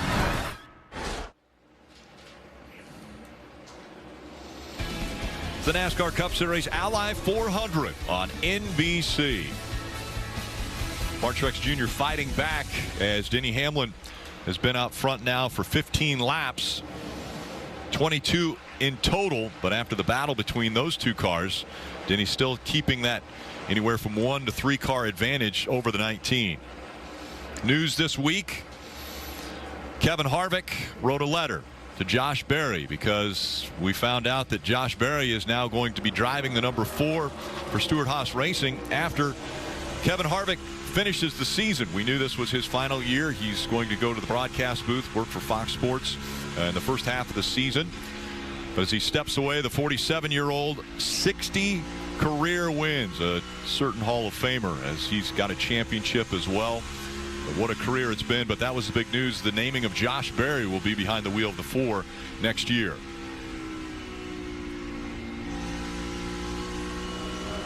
'21 of Harrison Burton, currently in the 18th position, qualified 31st. Really the bright spot for the season for this team has been Darlington. He finished 6th at Darlington. I really think it comes down to qualifying. Like here today, qualified outside the top 30. He slowly continued to improve, just over 50 starts, getting more and more comfortable, I think, in this series. And this is another good example of it inside the top 20 at past the halfway, and we've documented some of the other Fords that are struggling. So I think a decent run when you look at all the other Fords in the field.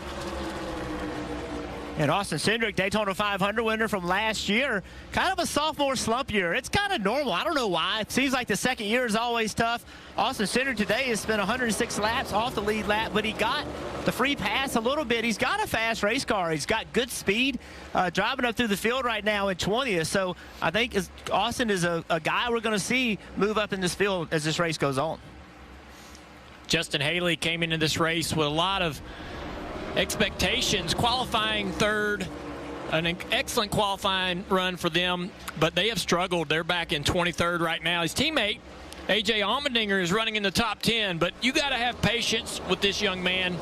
He is an incredible talent, and this is a young team trying to build around him and his future. I expect him to become a winner on this circuit, if not a champion someday. Maybe not tonight, but it's coming. Well, a lot of us almost forget the fact that he is a winner already in the Cup Series. He won a rain-shortened race at Daytona at a very young age. He is just 24 years old now. I'll tell you something, too, and we talked about this a fair amount, but with such limited practice time, if you're going to commit to a young driver, I think you need to commit for a while. Yeah. I mean, it's just hard for them to get the experience compared to us. We ran enough practice like it's just crazy. I mean, more laps we had when we were developing, plus we had tests. It's just a different world now. Good little battle right here for 5th place between Toyotas, Christopher Bell and Bubba Wallace. Dave, though, you've caught up with Blaney. Yeah, best side of the day so far, Ryan Blaney walking out under your own power from the infield care center. You okay? I feel better now. Shame. End our night early. I thought we actually finally got decent there at the start of the second stage, and I don't really know what happened. Someone checked up on the restart, I guess, and I kind of checked up and got hit from behind. I didn't know if they were wrecking, and I just couldn't get it straightened out. When I got out of the grass, I thought I was going to come back around and I'd be okay, but it just never got back right, and I don't know why there's no safety barrier there. It's pretty ridiculous, honestly. Hardest hit I've ever had in my life, so happy to be all right. It sucks for the Pennzoil Ford Mustang, and yeah, things go on early. That helpless feeling when you have been hit and you don't have any control, what is that like? I honestly, I thought I was going to be fine. I really thought I was going to be okay once I got past the grass, back onto the asphalt. I thought it could kind of swing back around when I got off the brake. Just never did. It was just at that weird angle. So, yeah, I thought I could get back on straight until last second. Just never came back. Glad you're okay. Great to hear from Ryan Blaney. A very scary hit. He points out no safer barrier. But, Rick, you pointed out safety updates to this next-gen car. Safety was a big conversation last year, like rear impacts. You know, we saw some concussions from some rear impacts. So over the offseason, some updates. So let's take a look at our Toyota virtual car. And we'll kind of go through the updates over the offseason. It starts at the back mostly. The rear bumpers, those yellow pieces, they're thinner aluminum, so they would compress a little bit more. But the updates take more than just the bumper. If we go a little bit further into the car, we're going to take the rear clip off. You see the red upper and lower bars. The upper bar removed completely to allow this to compress more. Down bottom, it's replaced with a bar with a pre-bent area, trying to give it a place for the force to go. Also, the back of the car itself will get the gearbox out of the way. The upper red bars, once again, removed, unnecessary. Lower bars replaced with a thinner wall tubing. They're needed the way the gearbox mounts on this car. And then it continues even into this year. We saw that big accident with Kyle Larson at Talladega with the right side door bars moved around. The teams have the option of adding more gussets. You see the kind of wedge-shaped pieces between the bars. Well, here's some green ones. Those are now optional. You're allowed to add those as a team. Most teams have done it. And then at the front of the car, which is very important for Ryan Blaney, this red V. It was there for structure to hold the car, make it drive better. It's now not allowed. It's removed, allowing that front clip to compress. And actually in a couple weeks, there'll be a whole nother set of front clip updates required for Atlanta. So as Jeff likes to say, safety is an evolution. It never ends. Continuing to move. There'll be more updates in a couple weeks. Thank goodness. I mean, you see how hard that hit is. It is breathtaking. Continue to make adjustments to this car, but those are everything that's been done between last year and now. Big hit there, and Ryan Blaney in the playoffs already after the win at Charlotte. But it has been, it's been very difficult. As we see Ross Chastain now coming into this battle for the lead, he is one of the fastest cars on the track. We'll see if he has anything for Martin Truex Jr. as he's closed the gap between that second car. The final lap of stage 2, so these guys are definitely trying to chew away at a few extra stage points, but I think Denny Hamlin's going to be able to close this one out unless Truex can mount a charge down here in 3 and 4. Final time down the backstretch here in stage 2. Ross Chastain, after starting on the pole, looks like the furthest he's going to be able to get up is going to be to third. A big run there for Martin Truex Jr., but just not enough. He'll finish second to Denny Hamlin here in stage 2. 4th stage win this year for Hamlin. Good job there, fellas. And remember, every stage win, you gain a playoff point. Those get put in the bucket and carried all the way through the playoffs as long as you are in them.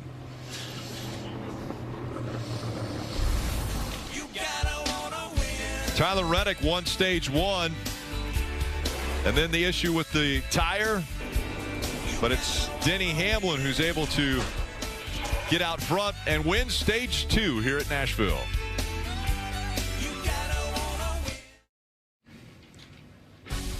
NBC Sports coverage of NASCAR is brought to you by Liberty Mutual Insurance. Only pay for what you need. And by Ally. Do it right.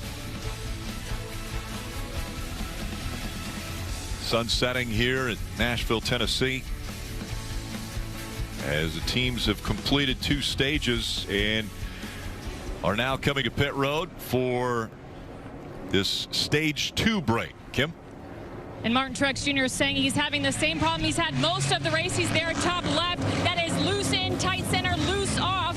The crew asked him, what does he need most? Clean air. They'll say, we get clear track for you. That means a fast pit stop.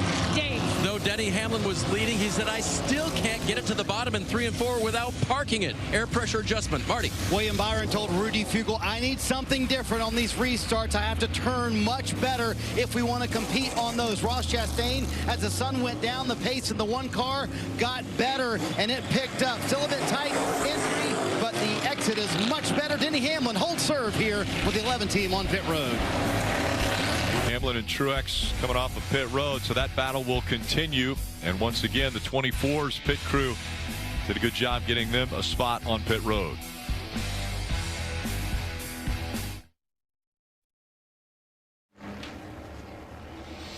Next Sunday on NBC and Peacock, NASCAR Cup Series racing on the streets of Chicago. Yeah, that's right. Coverage beginning at 5 p.m. Eastern for the Cup Series. It'll be 4:30 on Saturday for the Xfinity Series. That's on USA. So many great views when you go to Chicago, see the skyline. And right now, Parker Kligerman is enjoying some of that skyline.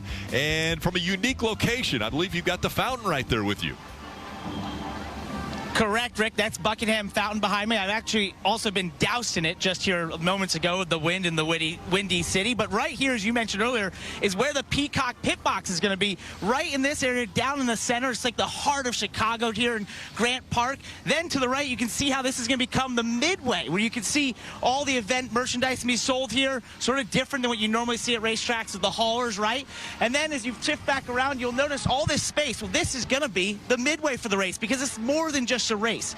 It's an event. There's going to be concerts here as well.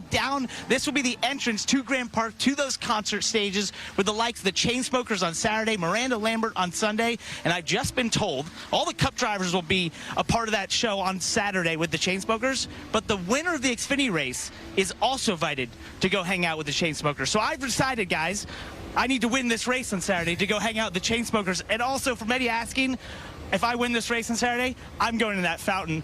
I've been told if I go right now, that's highly illegal, but come when NASCAR takes over this area next weekend, it might be legal.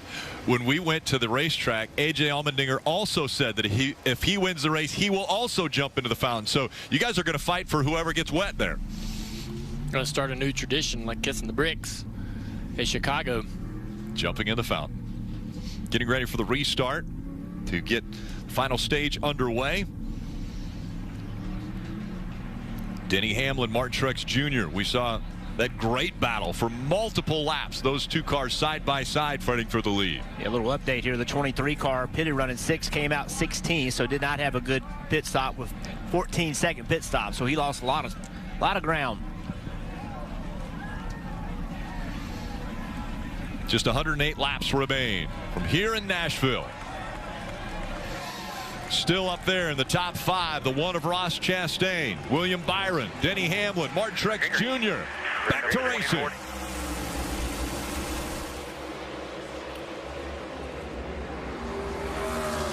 Denny had his eyes on that one car right there. You saw him trying to block any move that he thought Chastain wanted to make. Clears Truex and Chastain off of turn 2. Look at the racing back in the field. Cars jostling for position down into turn 3.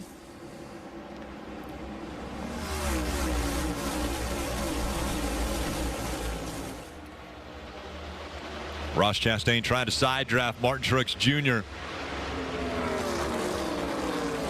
Christopher Bale back there behind him. Christopher's been real impressive on restarts tonight, gaining more spots every time. And then behind them, that orange car, the old man out there, Kevin Harvick. 47-year-old Kevin Harvick, that's right. He's driving through the field, passing the 9 car of Chase Elliott for position. Chase trying to work back on the inside here. Harvick's got this Ford rolling.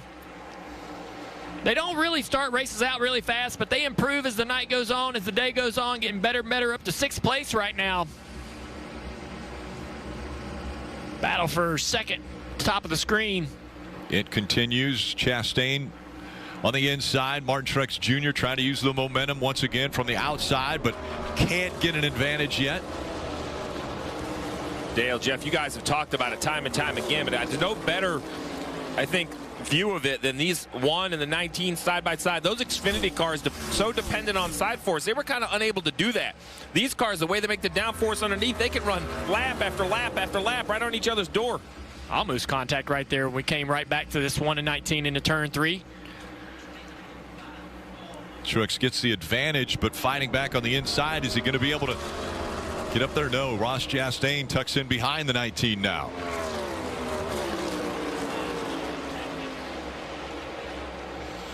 So Hamlin out front, and he continues to add to his laps led. He's been up front for 47 laps.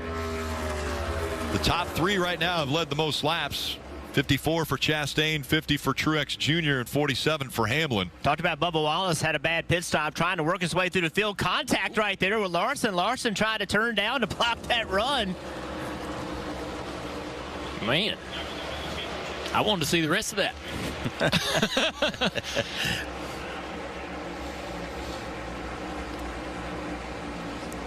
Now Chastain has fallen back. He's 3 car lengths behind the 19. Somebody's worked themselves into the top 10 after having to start with a backup car. Number 99, Daniel Suarez in the 8th position right here. Tootsie's car. They were fast in practice, had a good lap going in qualifying, ends up bouncing his car off the 4-turn wall, has to go to a backup. I asked crew chief Travis Mack, how's this backup car? He said it's good, exactly like the primary. Here's his wreck here in qualifying. And they've done a good job, been smart, methodical, and worked their way into the top 10 after destroying that car.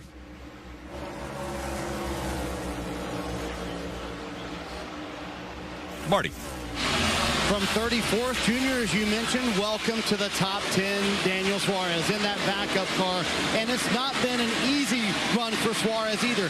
They know they have the pace in the car, and Suarez has been frustrated a couple times, sitting back in traffic, having a car much faster than the guys in front of him. But, Junior, I love the word you mentioned, methodical. Travis Mack has been incessant on the radio to say to Daniel, hey, be calm, be patient. You know you have the car. How patient do you have to be working up through the field when you start all the way in the back, Junior? Great battle right here between the 43 and the 22 of Logano. Eric Jones working his way back up through the field. Logano had a great pit stop right there. He pitted running 17th, came out about 13th, and now has picked up a few more to get himself into 11th. So good job by the pit crew and a good job by Joey on the restart. They struggle with the pace on this car on the racetrack. He was battling with Gibbs there a moment ago, but now lost the spot to the 43. His old teammate, Brad Keselowski, back there in 12th behind the 22. You just mentioned Ty Gibbs kind of right there in 9th, leading that back. He had a great car yesterday, kind of got taken out. Nothing of his own doing in the Xfinity Series race. And they're right around that battle for the playoff, the final few playoff spots, right at the cut line, the bubble. They've got a great pit crew. Pit crew champions this year at North Wilkesboro. 3rd best on overall season average. I think that right there and his continued improvement week in and week out, running 9th right now tonight, is going to easily help him point his way in if he doesn't win a race at some point this year to get to the playoffs. Well, remember, Junior, if somebody wins, that line moves, so it makes it even more difficult. Right now, he's just 9 points back, but we would expect there's a possibility that we could have more than 10 winners that would advance into the playoffs. I have Ty Gibbs winning a race on my bingo card this year. Okay. I think he's shown improvement enough. You know, I don't know if he's got quite everything put together to go up and drive past Denny Hamlin and Martin Truex Jr., but we've seen crazy finishes, crazy races. I think he does a nice job of running all the laps, putting himself in position. It wouldn't shock me if the driver of the 54 does go to victory lane at some point this year, Dave. In fact, you thought he was on his way yesterday in the Xfinity race, but got crashed out of that one. As for Joey Logano, has been fighting the balance a little back and forth, but Paul Wolf's crew chief told me today these tracks have been a little bit tougher for their Ford this weekend, or this year. Their win came in Atlanta where they're going back, so he is in the playoffs, but when it's a less than high-speed track, they just haven't had the same aero advantages that they might want to with this Mustang. So the perfect pit stop that you talked about, or the good pit stop, that's one of the things that has to happen. Paul said we have to be perfect on everything if we're going to win a race. Sun has gone down, the temperature's going down as well, which means a little faster racetrack, a little more grip, and the intensity is going to pick up. Under 100 laps to go from Nashville. When you look back on this day, you might remember the heat wave, or the kiddie pool that definitely looked bigger online, or a burst of strawberry shortcake flavor and real strawberries swirled into an icy slush topped with vanilla ice cream and flurries of sweet, crunchy sugar crystals. Greg, however, will never forget the homemade water slide incident. Sonic $2.99 strawberry shortcake snowball slush float. Sonic.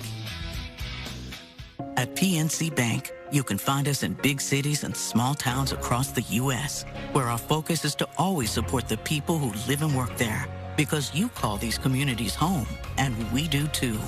PNC Bank. Advance? In Advance Auto Parts. I need that die-hard power. And the reliability and rugged durability, right? Yes. That's why diehards choose Die Hard. And Advance Auto Parts is the home of Die Hard. We'll even install yours for free. Hey.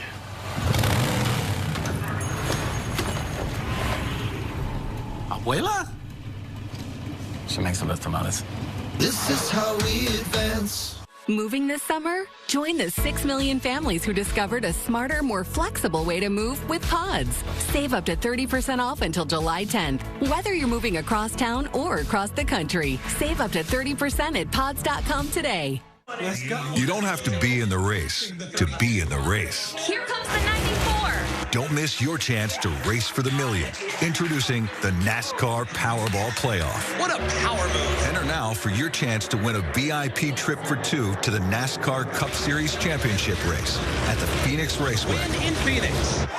With the grand prize winner taking home $1 million. Powerball, the official lottery game of NASCAR, and home to the NASCAR Powerball Playoff. At Richmond Raceway, we race a little different. Turn one, Bubba Wallace. We celebrate a little different. A win changes everything in this sport. We tailgate a little different. Even where we are is a little different. The only thing that isn't different is the amazing experience of being here for you and your family. It's the same as it's always been. NASCAR weekend at Richmond Raceway. Get your tickets now at richmondraceway.com.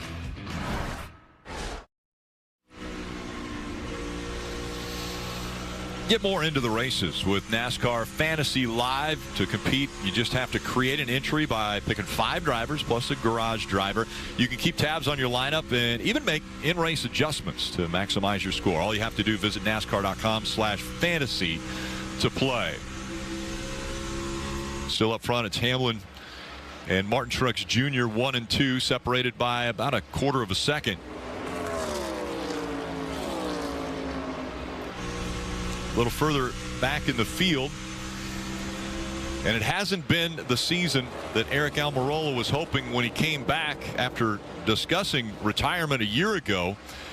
He was looking for Eric Almirola running 26th right now, and only one top 10 this year. And I know the question has come up, will he continue on, or will maybe this year be his final year competing? Wants to spend a little more time with the family, but Smithfield really pulled him back in behind the wheel. Really like that relationship that they have with Eric. Well, the struggle for Eric really has been a Stewart-Haas racing issue in general. The 14 of Chase Briscoe currently 31st in the free pass position. Big news out of this team this week is John Klossmeyer was replaced with this man, Richard Boswell.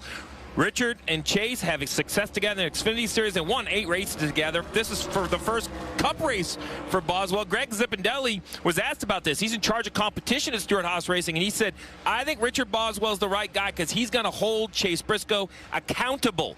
Not that he isn't doing the right things, but somebody needs to make sure he has everything, Marty, he needs as a race car driver. Everyone needs oversight, and that's what Greg Zippindelli thinks Richard Boswell will bring the driver of the 14. And Steve, I found it funny on day 2 that Richard Boswell was Chase Briscoe's crew chief on the Cup side. He sent him a text, and in the text it was a kid and a tidal wave. The meaning, I'm drinking through a fire hose with all the information that I get on the 14 team and on the Cup side as well. But he also said, we've taken some principles from our Xfinity Series days, and we've applied that to the Cup Series car. We'll see if it works. I think it will. You see in the lower screen, Austin Dillon. It's not really been a clean year for Austin Dillon. 5 DNFs. They had that huge penalty. That's really hurt them in the points. Austin Dillon sitting there running 16th tonight. A solid run. His teammate right there with him on speed. So Austin and his team, they just need a turnaround, but they are definitely going to need a win if they're going to make the playoffs. Another driver is going to need a win to make the playoffs. This 41 car of Ryan Priest, qualified 25th tonight, sitting in 21st position. Had a great run at Martinsville, got on the pole there, led 141 laps, but no top 5s this year, no top 10s. It's been a tough season for Stewart-Haas, as we mentioned, but I think that they have the talent behind the wheel in all of their race cars. Just a matter of time before this team gets it going. We've mentioned the struggles that Ford has had this year. They're not immune to it. As the battle for the lead continues to heat up, Truex seems like he's a little quicker, just can't really find the clean air he needs. You can see him every once in a while getting some runs, taking some jabs. Not ready to throw that right hook yet. Yeah, he keeps searching. He'll go a little higher, about a half a car length higher than what Denny Hamlin will run. And then sometimes he'll duck down low and see if the lower line helps him gain any position. He's gotten all the way up to about a 1/10 of a second behind, but now drops back to about a 1/4 of a second. I feel like Denny Hamlin and this team, I don't think they've gotten the finishes that represent how fast they've run. I feel like this is a little bit of an underappreciated team this year. They're really fast every week. Seems like they've had a lot of problems late in races, and it wouldn't surprise me to see them go win 3 or 4 before the playoffs start. Just have a lot of speed in this car. 82 remaining. They still have to come to pit road at least one more time as Denny Hamlin out in front of Martin Truex Jr. 82 to go.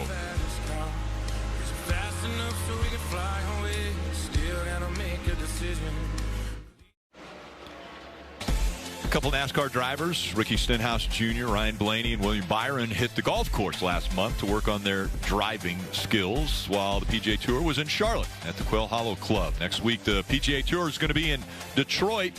Coverage on Golf Channel and Peacock, June 29th through July 2nd. You remember U.S. Open champion Wyndham Clark won that event, the Wells Fargo event at Quail Hollow. Aerial coverage brought to you by Pods. Moving this summer, save up to 30% at pods.com today. Under the lights now at Nashville Super Speedway, and the gap between 1 and 2 has stayed pretty similar to when we went away. Hamlin with about a 3/10 of a second lead over Martin Truex Jr. now. Chastain is still right in there in 3rd. Harvick in 4th, quietly running in the top 5. It was 75 laps to go. You see on the bottom left the final pit window. So if you stopped here, we believe you can make it all the way to the end on fuel. So everybody still needs a pit stop. 33 laps on this set of tires, 75 laps to go. We'll see when the gambling starts. Oh, how about here with a run. Extra bumper. Chastain right up to the back bumper of Truex, trying to take second away. And he does it easily. We saw this at the end of the last long run. It seems like Chastain has really good speed. See right there, he just slid up, said, you know what, Martin, you're not going to get back on the outside. I mean, it slowed the one car down, but it maintained his position to the 19. Now, he stopped that advance from the 19. Now it's going to take the fight to Hamlin. But I think Chastain has a much quicker car than these two guys at this moment. Interesting choice of words there between what you just said. Ross Chastain's going to take the fight to Hamlin. These two, it seems like every racetrack they go to, they're either banging doors or running into each other. So look what Chastain is doing here. He is lifting early. Watch Truex gains on him in the corner. But now Chastain goes to the throttle. He goes to the throttle soon, gives up some speed on corner entry, and that really helps his corner exit speed. We don't see that work a lot with this car, but on this racetrack, it has been effective. Denny looks in the mirror and he sees a new car behind him and a car that's closing. Denny now has to start to get on the defense here. One car right up to the back bumper, a couple more car links here, and he'll be there. Where does Denny go to try to take away that advantage, Jeff? The one down to the bottom in that clean air driving right up to him there. We've really pretty much officially shifted tonight. Big change in this racetrack in the last probably 20, 30 minutes, and it seems to suit this one car really well as he comes on in the long run here. Look at that. He just is able to run lower in clean air, carries really good speed through the middle and the corner exit. Freeing up, but holding steady for rear grip. Taking the higher line now as he has the momentum. Can he take the lead away? Did Denny go down there to try to defend what he thought the one would do? The one goes to the top, now to the inside. Denny came down, wasn't able to block this run, and Chastain out front at Nashville. And up the racetrack, puts that 11 in dirty air right there. Denny can't finish the throttle, right? So that allows the one to drive away down the back straightaway. Marty.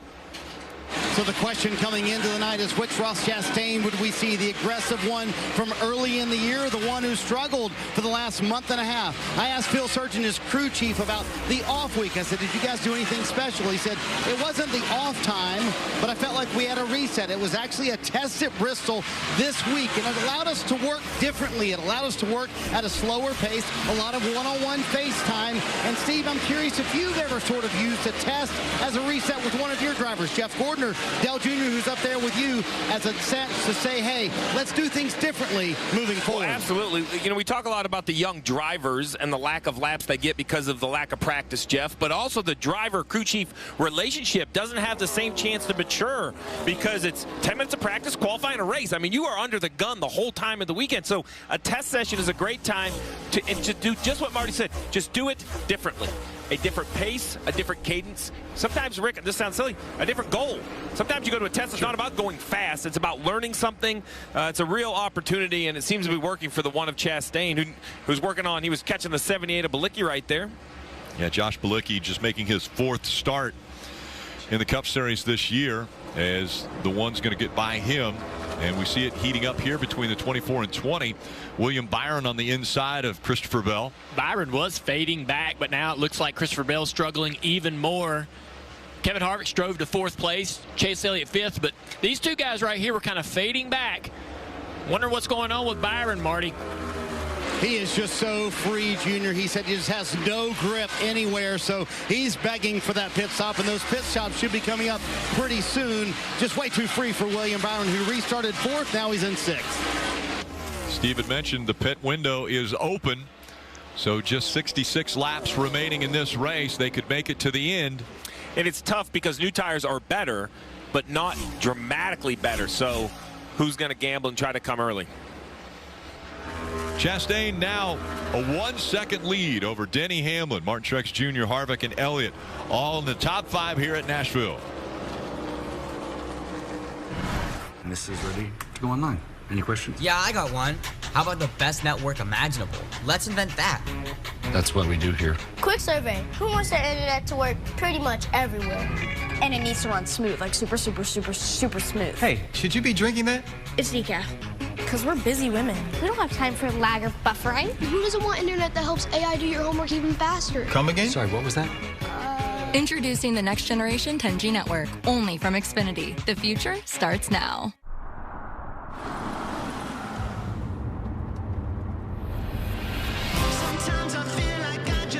Chevy Silverado has what it takes to do it all. With up to 13 camera views and the Z71 off-road package.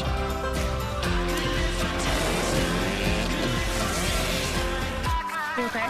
Yeah. Any truck can help you make a living. This one helps you build a life. Chevy Silverado. Get a free ticket to see Indiana Jones and the Dial of Destiny when you spend $35 at Applebee's. Applebee's. Now that's eating good in the neighborhood. Moving this summer? Join the 6 million families who discovered a smarter, more flexible way to move with Pods. Save up to 30% off until July 10th. Whether you're moving across town or across the country, save up to 30% at pods.com today. The company goes to the firstborn, Audrey. The model train set is entrusted to Todd. Mr. Marbles will receive recurring deliveries for all of his needs in perpetuity thanks to AutoShip from Chewy. I always loved that old man. What's it say about the summer house? Yeah, the beach house. The summer residence goes to Mr. Marbles. Plot twist. I'm sorry, what? Doesn't make logistical sense. Unbelievable. Pets aren't just pets. They're more. You got a train set, Todd. Save more on what they love and never run out with AutoShip from Chewy.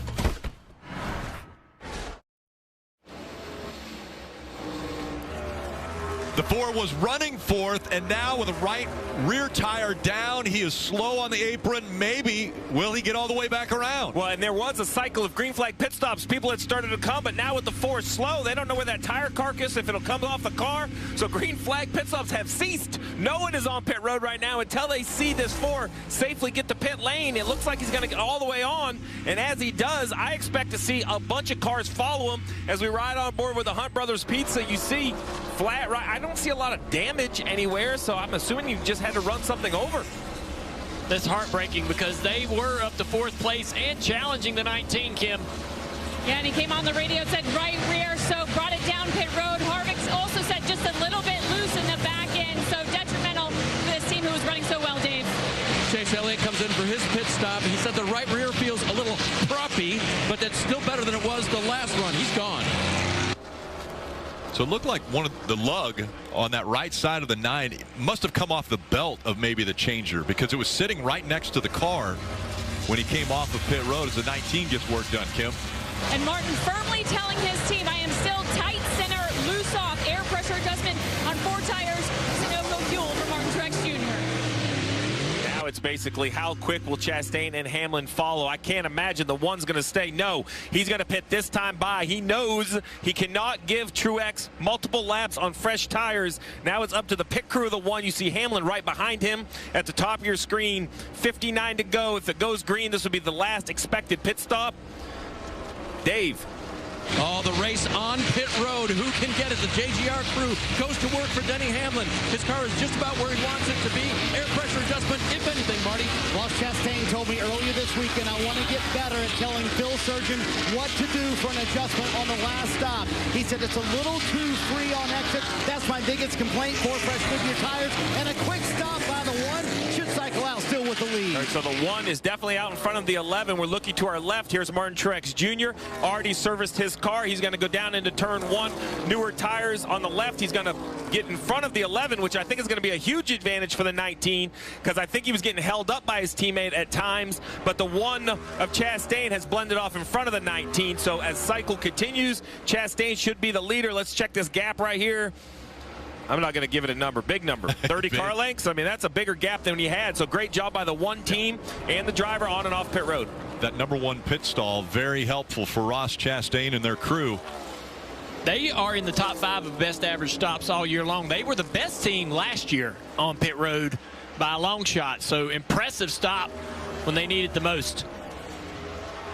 And Chastain's one of those drivers that has not been to victory lane this year. Could add his name to the list of drivers into the playoffs. Riding along the Hunt Brothers Pizza we saw with Kevin Harvick and the tire issue. Oh, you hear it in such an awful spot. I guess it's better than the corner. I shouldn't say that, but at the start-finish line, he had to run for an entire lap on that flat tire. You know, that's perfect. Oh, it's an awful spot because, well, it could have been the corner, you know. So I guess, you know, you take what you can. Dave.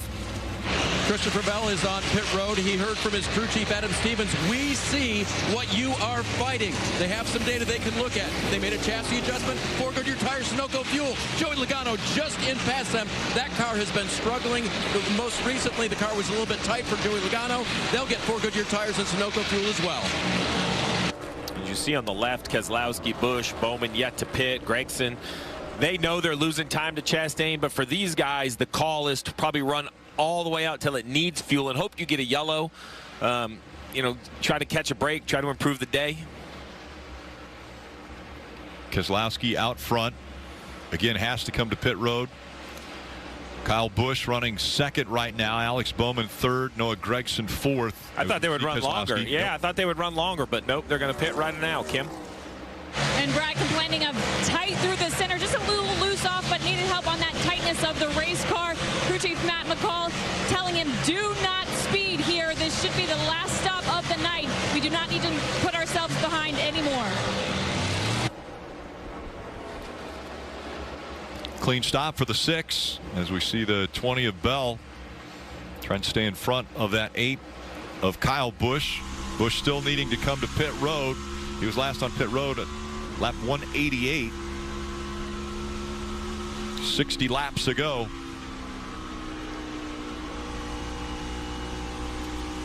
How long will they stay out, Steve, or would you think that they'd want to stay out? Well, this is 56 laps. I would go all the way to the end. I mean, if you're going to run long, you might as well run completely. Like, don't be stuck in the middle. Either be on the front half of pit stops or be one of the last cars. That's why I was a little surprised by the 6.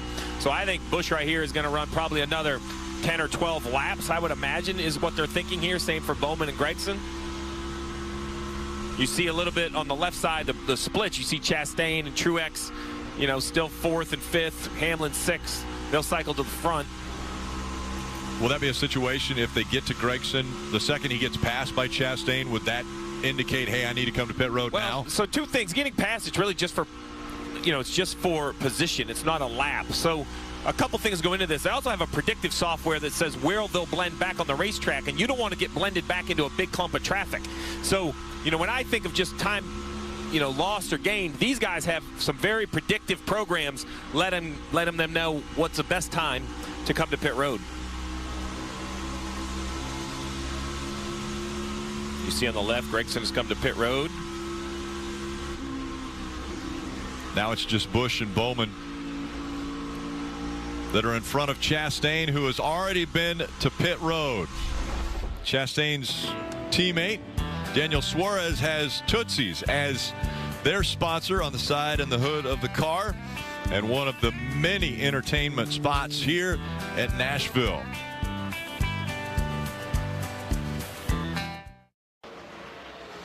IndyCar Series racing returns next weekend to the natural terrain road course at Mid-Ohio. Coverage on USA and Peacock at 1:30 p.m. Eastern. You know, Alex Palou has won 3 of the last 4 races. He's going to try to make it 4 of the last 5. NASCAR Cup Series Ally 400 on NBC. And right now, Kyle Busch is being scored the race leader. He still has to come to pit road. Busch and Bowman are both still out on the racetrack and have to come to pit road for their final stop. As we take a look at the playoff bubble, and I'll focus in on the 23 of Bubba Wallace, 27 points up. Again, that line could change if, for example, Chastain wins, because of the fact that Chastain hasn't locked himself in yet. That will just change as far as the points, how far they're above. But right now, Bubba Wallace, what a strong run he's had here in Nashville. currently above that playoff line. Would love to see his opportunity continue for a championship. Yeah, Alex Bowman, the first car in, basically currently sitting 16th, says plus 14, but you have to remember he's currently in second. A pit stop still to come, so that's going to hurt the 48's points situation. But to think that this young man had to miss 3 races with a broken back, I think it's remarkable that they're even in the conversation of getting in on points. So that has to be, while at times disappointing, I could look at it as a positive that they're running good enough with 3 zeros in the column. Alex Bowman still has a chance. Things heating up as Martin Truex Jr. has closed the gap just a bit, and Ross Chastain now has to work around lap traffic. Kyle Busch has come to pit road. That's moved these two guys up to second and third. Bowman still on the racetrack, yet to make his pit stop, but this will be the battle for the lead if we continue. Cindric moves up the racetrack, and both the 1 and 19 go down to the yellow. Oh, look at this. Almost missing pit road is Kyle Busch. And a close call there is Suarez. Just missed the 8. Well, that's getting all you can on pit road. You give Kyle Busch a lot of credit. Pushed all the limits. I don't know how you could have gotten in any faster than that. I feel like the 1 car of Chastain, he caught the 2 of Cindric. Cindric's got a fast race car. He had a trouble getting by him. And that allowed Truex to gain just a little bit, but now I feel like Chastain's driving away just a little bit. Remember him being strong, Chastain being really strong on the long run of this, the run before this, right? Drove up through there, took the lead. And now, as we get into this run further, do you think that Truex has made the adjustments to be able to match anything the 1's doing late in the run? Truex has closed in on him. He'll run a lap that's faster than the 1 will outrun the 19. It's kind of back and forth right now. Traffic, though, a lot of cars right there in front of them. All of that's going to make things challenging for both drivers. Let's take a look at the progressive telemetry. Watch the miles per hour down the back straightaway. You heard him shift gears to 5th gear right there. 174 miles an hour. Some brake. Use a lot of brake at this track. You wouldn't think that a big old racetrack like this with this much braking, there's not a lot of grip in the corners. Guys, I'm going to lean on this telemetry right here for Progressive next week in Chicago to figure out what gears and what corners, right? Street course we've never seen, just no history about where they're going to be shifting. Truex get close right there. This dirty air from that lap traffic is going to make things tough for the 1. It's going to present opportunities for Martin. What is Martin learning right now, running behind this 1? Is he watching him? Is he seeing the lines that he's running, trying to figure out where he can take advantage of the different lines that Ross Chastain takes? Well, Martin knows where his car needs to be better, right? And he's watching Chastain saying, okay, where is Chastain's strengths and where are my weaknesses? To direct his team if he gets another change of what to do to the car. But if you don't get another change, what can I do as a driver to try to influence my car to get the little bit of speed that I need? Laps winding down. 36 to go from Nashville. Martin Truex Jr. running second. Ross Chastain out front. When you look back on this day, you might remember the heat wave, or the kiddie pool that definitely looked bigger online, or a burst of strawberry shortcake flavor and real strawberries swirled into an icy slush topped with vanilla ice cream and flurries of sweet, crunchy sugar crystals. Greg, however, will never forget the homemade water slide incident. Sonic $2.99 Strawberry Shortcake Snowball Slush Float. Sonic. Advance? In Advance Auto Parts. I need that die-hard power. And the reliability and rugged durability, right? Yes. That's why diehards choose Die Hard. And Advance Auto Parts is the home of Die Hard. We'll even install yours for free. Yeah. Hey.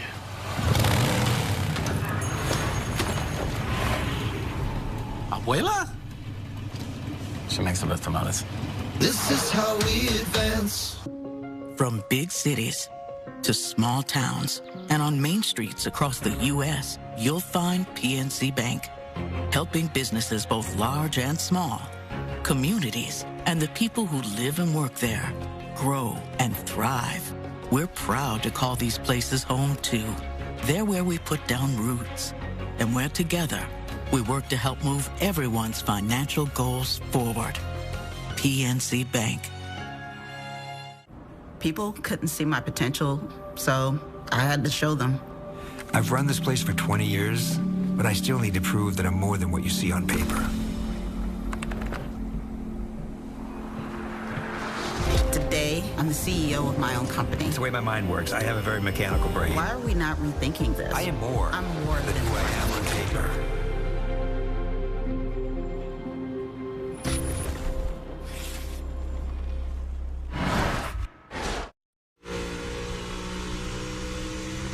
You know that frustrated feeling you get when you're on the interstate in the left lane and the guy doesn't get over for you? Well, right now, Ross Chastain has said, get out of the way. I've got people behind me.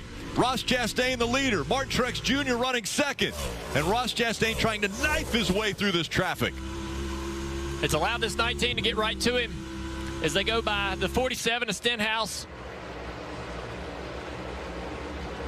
Little bobble from the 19 there. Up the racetrack he goes.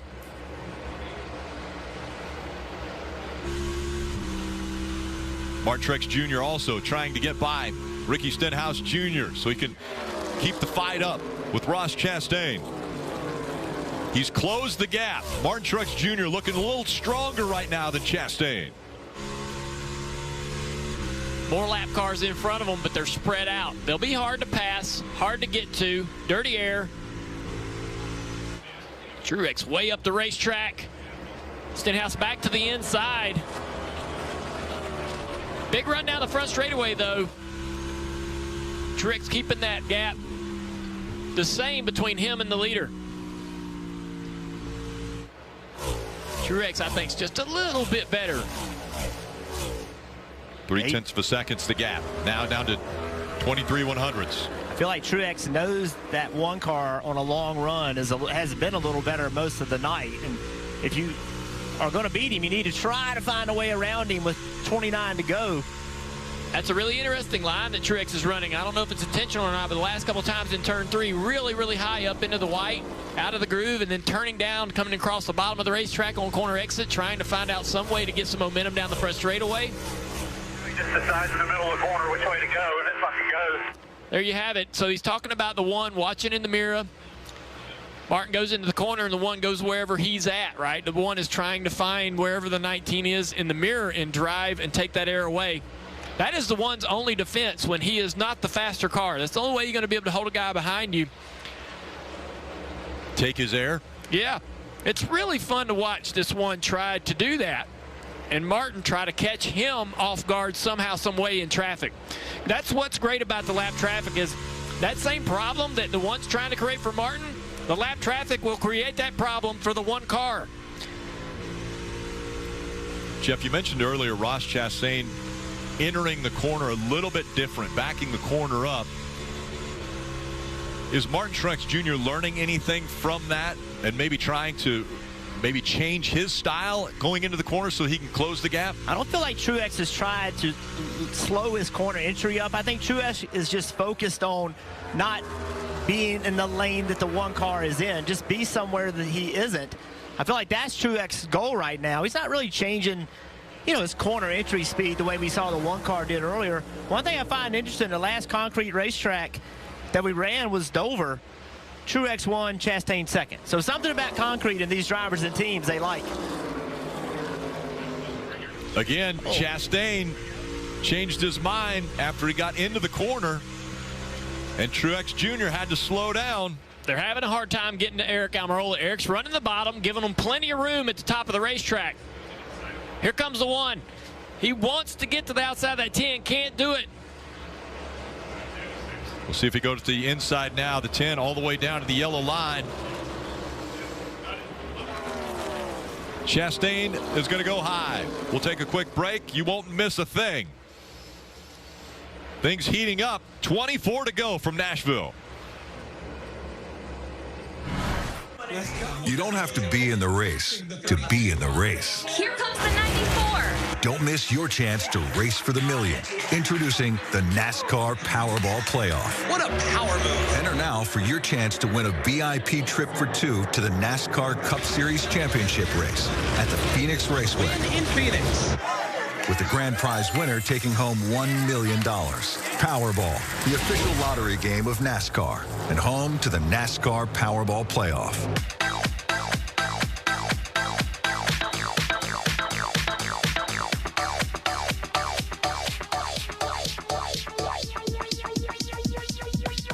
I need to try it first. This is ready to go online. Any questions? Yeah, I got one. How about the best network imaginable? Let's invent that. That's what we do here. Quick survey. Who wants their internet to work pretty much everywhere? And it needs to run smooth, like super smooth. Hey, should you be drinking that? It's decaf. Because we're busy women. We don't have time for lag or buffering. Who doesn't want internet that helps AI do your homework even faster? Come again? Sorry, what was that? Introducing the next generation 10G network, only from Xfinity. The future starts now. Get a free ticket to see Indiana Jones and the Dial of Destiny when you spend $35 at Applebee's. Applebee's. Now that's eating good in the neighborhood. You think you know fun? Let me introduce you to our kind of fun. The kind of fun that just hits right. The kind of fun that's for the kids. The kind of fun where you wake up at the track. It's the kind of fun you can only have at New England's NASCAR race, the Grand 301 at New Hampshire Motor Speedway. It's a wicked fast, wicked fun weekend full of racing, camping, and friends. July 14th to 16th. Get your tickets today at nhms.com. AGT, we come to party tonight! How much fun are we having? Season 18 is just blowing my socks off. They can't do what you can do. I think great things are going to happen. America's Got Talent, followed by Hot Wheels Ultimate Challenge. New Tuesday on NBC.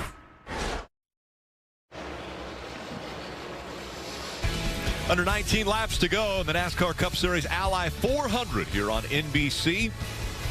Ross Chastain, we saw how he had to deal with the slower lap traffic. He decided, I'm going right through the middle. Thread the needle. Cars side by side right here in front of him. They kind of open up a little bit. He says, I'm going in. Right to the top, right on the outside of the 10, Eric Almirola. 48 back there on new tires has went around all of these cars, but you see what it does. It puts 3 lap cars between the leader, Chastain, and the 19 of Truex, and that's allowed Chastain to get this healthy lead with just a few laps to go in this race. Marty. Let's go through the field, Junior, and there was a lot of conversation after Darlington. Did Justin Marks, the owner of Trackhouse Racing and the boss for Ross Chastain, have a conversation with him to slow down or change his game? He said that conversation never happened, he told the media today. The conversation that did happen, hey, let's not waste the opportunities we have to win, because winning is so hard. We need to win right now, and they're 17 laps away from doing it, Kim. At this point, Martin Truex Jr. just very frustrated, came on the radio to his team almost in an annoyed voice saying, tight center, loose off. He's told that to his team half a dozen to 10 times throughout the race. Nothing seems to have alleviated that problem. He also said no tires left. So Martin Truex Jr. just looking for more, Dave. Denny Hamlin's Kansas win has him in the playoffs, but that decision to put him a lap later than Truex has him back from second to third and 4 seconds behind the lead. It just hasn't been as good back here. As for the 9 of Chase Elliott running in 4th position, he's got to win a race. Yes, there's a mathematical way that he can get to the playoffs, but having missed 7 races, he's got to win one of the next 9. It's probably not going to be this one today, running 4th. Marty? Dave, for his teammate William Byron, who leads the championship standings. The summer has always been a tough stretch for the 24 team. Rudy Fugle told me the tracks are all different. They don't apply to the playoffs. So what we want to develop is just consistency tonight. They haven't had winning speed, but they've kept it in the top 5 the entire time. An impressive run, Kim. And when I talked to crew chief Cliff Daniels about the 5 car and what they've needed and what they've lacked, he said, we've just been hemorrhaging points the last handful of races. We have to course correct that. Right now, Larson running in the 6th position. They've worked on that car all day long. Larson saying right now,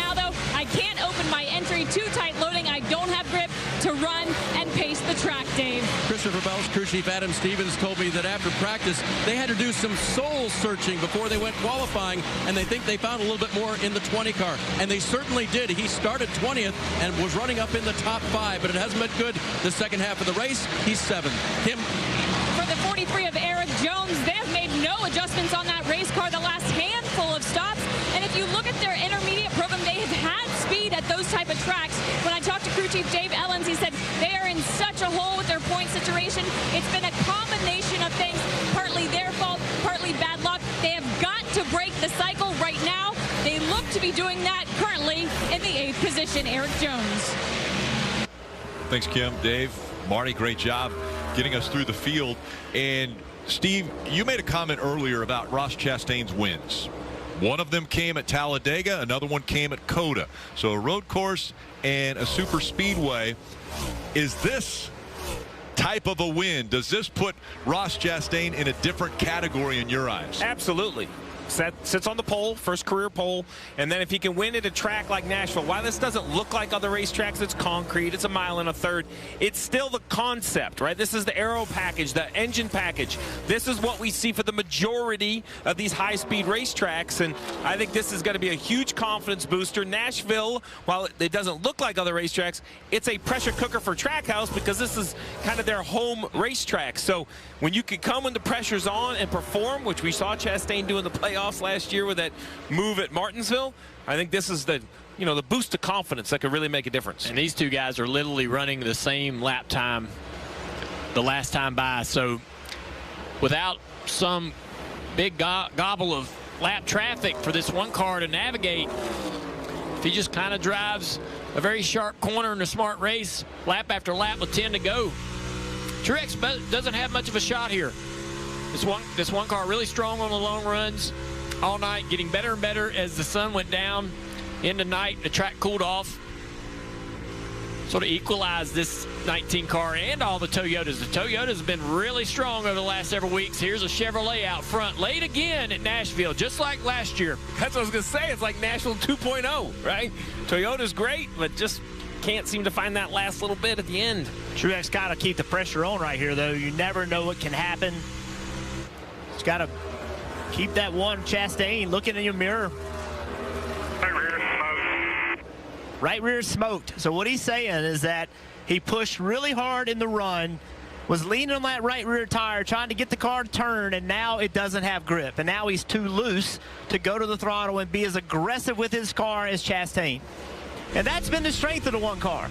If Chastain could just maintain pace with everybody early in the run, he's been better on later in the run. That's exactly what Truex tried to do. He tried to beat him early, and now he's eating the tires off of it. Watch a steering wheel down there that Truex got a hold of through this corner. Yanking it around, fighting on that steering wheel, trying to keep the back underneath him. Not much you can do to help a driver when he's fighting a race car like that, but I can promise you that one car is not driving all that great either. Everybody's out there on their old wore-out tires. Everybody's got some sort of a balance issue they're dealing with. That's hard for Truex to hear at this point. Yeah, 50 laps right now for Chastain and Martin Truex Jr. I think for the 19, he's got one more push in him, right? We look at coming to 6 to go, and there's a kind of a little group of cars just in the middle of the 1 and 2 right now, and I just wonder when the 19 is going to, or excuse me, when the 1 and the 19 are going to catch this group of cars. One of those being that 38 of Todd Gilliland. He'll be the next one that they catch up to. Joe Logano and the 7 car of LaJoie. Little contact right there. Down into turn 3 as they go around the 38 car. These cars are the ones you're talking about, Steve, that are in front of the leaders. The leaders are running them down. Not sure they're going to get there with 5 laps to go, 4 next time by. And we saw Bowman's one of those cars. We saw Bowman stay out forever, so he's got a little better tire. So he's pushing the issues on these guys, Marty. Jeff, if this holds out for 5 more laps for Ross Chastain, he admitted in the media center earlier this week, I take to heart what people say about me, sometimes to his detriment. But if this does hold out and they do win, how dangerous could this team be? Because we know a confident Ross Chastain could be a guy who could win a championship. What do you think, Jeff? I don't think there's any doubt. I think that Ross Chastain almost won it last year. I mean, he had a good shot last year. I think a confident Ross Chastain is very dangerous. And this team, I don't think has been as good as last year. I think they've been off a little bit on pace, but this run shows them they can do it. Last push coming from this 19 car. Has he got anything left? 3 laps to go. He made up about 0.3 of a second. I noticed he's just a little bit quicker, and he's really driving this car deep into the corners. Can he get to the throttle right here off of 2? Worrying that the tires are wearing away on him. If he has a chance, it's going to happen here real soon. Coming up on 2 laps to go. He's found a little something right there in that middle of 3 and 4. Just not enough. 2 more times around. Ross Chastain making it an historic weekend for Trackhouse Racing. They gained their first pole yesterday. It was his first pole in the Cup Series.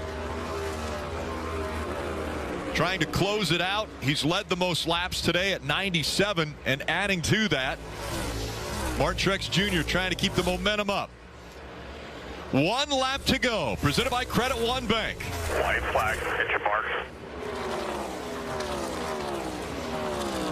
Justin Marks and Pitbull put this team together. A year ago, both teams were able to win, both cars, with Daniel Suarez and Ross Chastain. And as you mentioned, made a run for the championship, was in that Final 4 pairing. Now he's going to have another shot at it. A win here at Nashville for Ross Chastain puts him in the playoffs.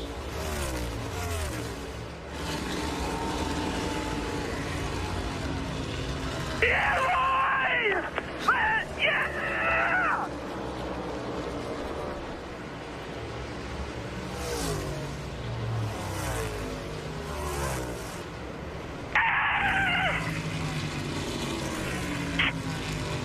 Looking great for Bears. It's a good place to do it here in Nashville. Yes! Yes! Heck yeah, guys. Oh, thank you so much. And guys, that was a clean race. I mean, so many times people have said, oh, Ross runs us a little bit hard or maybe a little too aggressive early. But from start to finish, that was a very clean race for Ross Chastain and a dominant performance. 99 laps led today. And that emotion right there is what you want to hear from people when they win races. Oh, there's some contact right below Ross on pit road. Looked like the 99 Suarez was trying to go say hey to his teammate, high-five him. I'm not quite sure. Ross doing his burnout down here, but you love to hear that emotion, how happy he is to win this race. Every race matters. You never know when you're going to win that last race. To hear that emotion out of him is incredible. Well, that checkered flag moment brought to you by Advance Auto Parts. Here's what you were talking about. There's the contact. The 14 got into the 99. I think Suarez had some intention of going up there and cheering on his teammate or something, but it's been that kind of year for Briscoe. Yeah.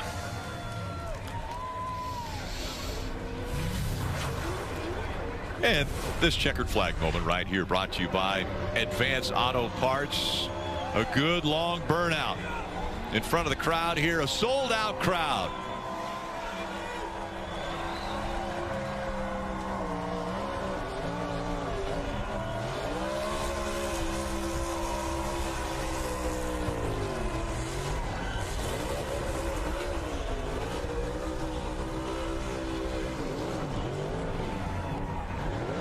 Ross Chastain. This feels so good. Giving that crowd a great show. It's a great crowd. Getting a good burnout. Look at all the parts of the tire laying on the track smoking. A reminder, NASCAR America post-race. That is on NBC and Peacock until 11 p.m. tonight. Well, the right front's down. I don't know how many millimeters of tread are left on these tires, but what a burnout and what emotion we have seen out of Ross Chastain. His third career win. It locks him into the playoffs, and he's going to come out the hatch.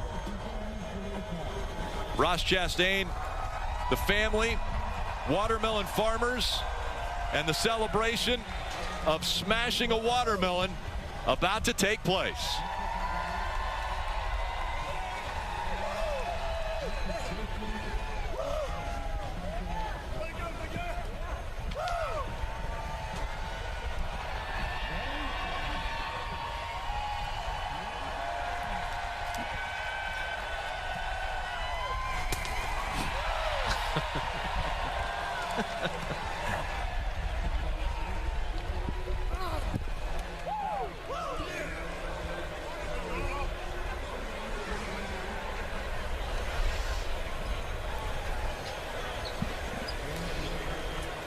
Marty.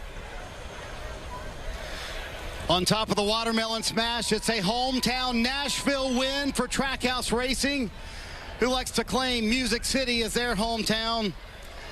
Boy, Ross Chastain, what an impressive performance by you and your group. You have a little water, go ahead. After a rough month and a half for you and the one team, how's a win for a little medicine? Only thing sweeter, Marty, is this Georgia watermelon. I got to tell you, this is incredible. This is why every little kid out there, anywhere in the world, when you get criticized, and you're going to if you're competitive, they will try to tear you down. You will start believing them. You can't do it. You have to go to your people, trust in the process, read your books, trust the big man's plan upstairs, and just keep getting up and going to work. I got to tell you, a lot of self-reflection through all of this, but I had a group that believed in me, and they didn't let me get down. And they bring rocket ships, and I just try to point them to victory lane. So you mentioned the criticism. How did you put it behind you, Ross? Trust in my people, my family back home, the agriculture industry. They're always there for me. And then everybody at Trackhouse that Justin Marks puts in place with Phil Surgeon and our group on the 1 in 99. To win in Nashville is actually absolutely incredible. And then the WISE program and everybody at GM, Chevrolet. You know, it's I train with so many of my competitors, and but it makes us better, and I'm up against the best out here. So for everybody at Worldwide Express Racing, and sweep the weekend with Carson Hocevar and Nice Motorsports, get the pole. We won everything we could have with WEX Racing, and for Advent Health, Jockey, the Moose, and it's absolutely incredible, the fight that we have. I love the emotion in the burnout, and you said in the middle of it, this is so much fun. Is that born out of relief, or where did that come from? That's just a desire to win. I got to tell you, Marty, it's just so hard at this level, and it's the best of the best, and it's where I've wanted to be since I was 18 years old, and from studying for over 10 years to just to qualify better, let alone go race for a cup race win. You know, along the way, the journey, I'm so happy that the MMI group's here, and everybody that supports me. Yeah, look, it's a cup win. I don't care what happened the last month, the rest of my life. It's a freaking cup win! There you go, Ross Chastain started the weekend with his first career pole. He ends it with his first win of 2023, and now he's in the playoffs, Rick. And he's going to keep taking care of that watermelon. Again, the NASCAR America post-race show, the coverage continuing until 11 p.m. Eastern on NBC and Peacock. Went down the wrong pipe. Checkered flag in one hand, watermelon in the other.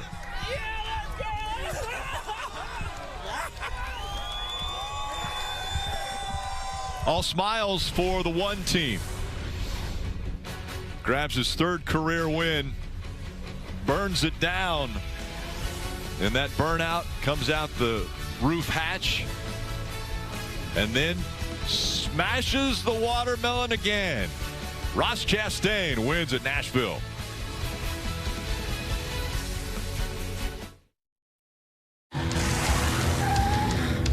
It's orientation day. Welcome to the team.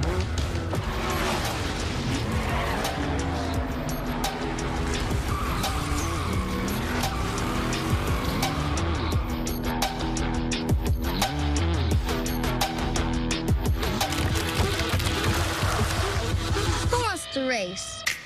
I like this team. Be part of something greater. Toyota. Let's go places. My son, never show mercy. They are prey. We are predators.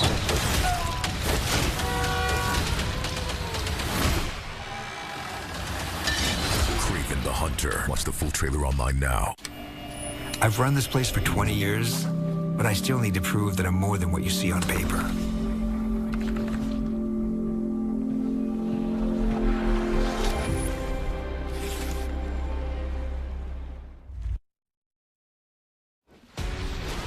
The NASCAR America Post-Race Show presented by Progressive.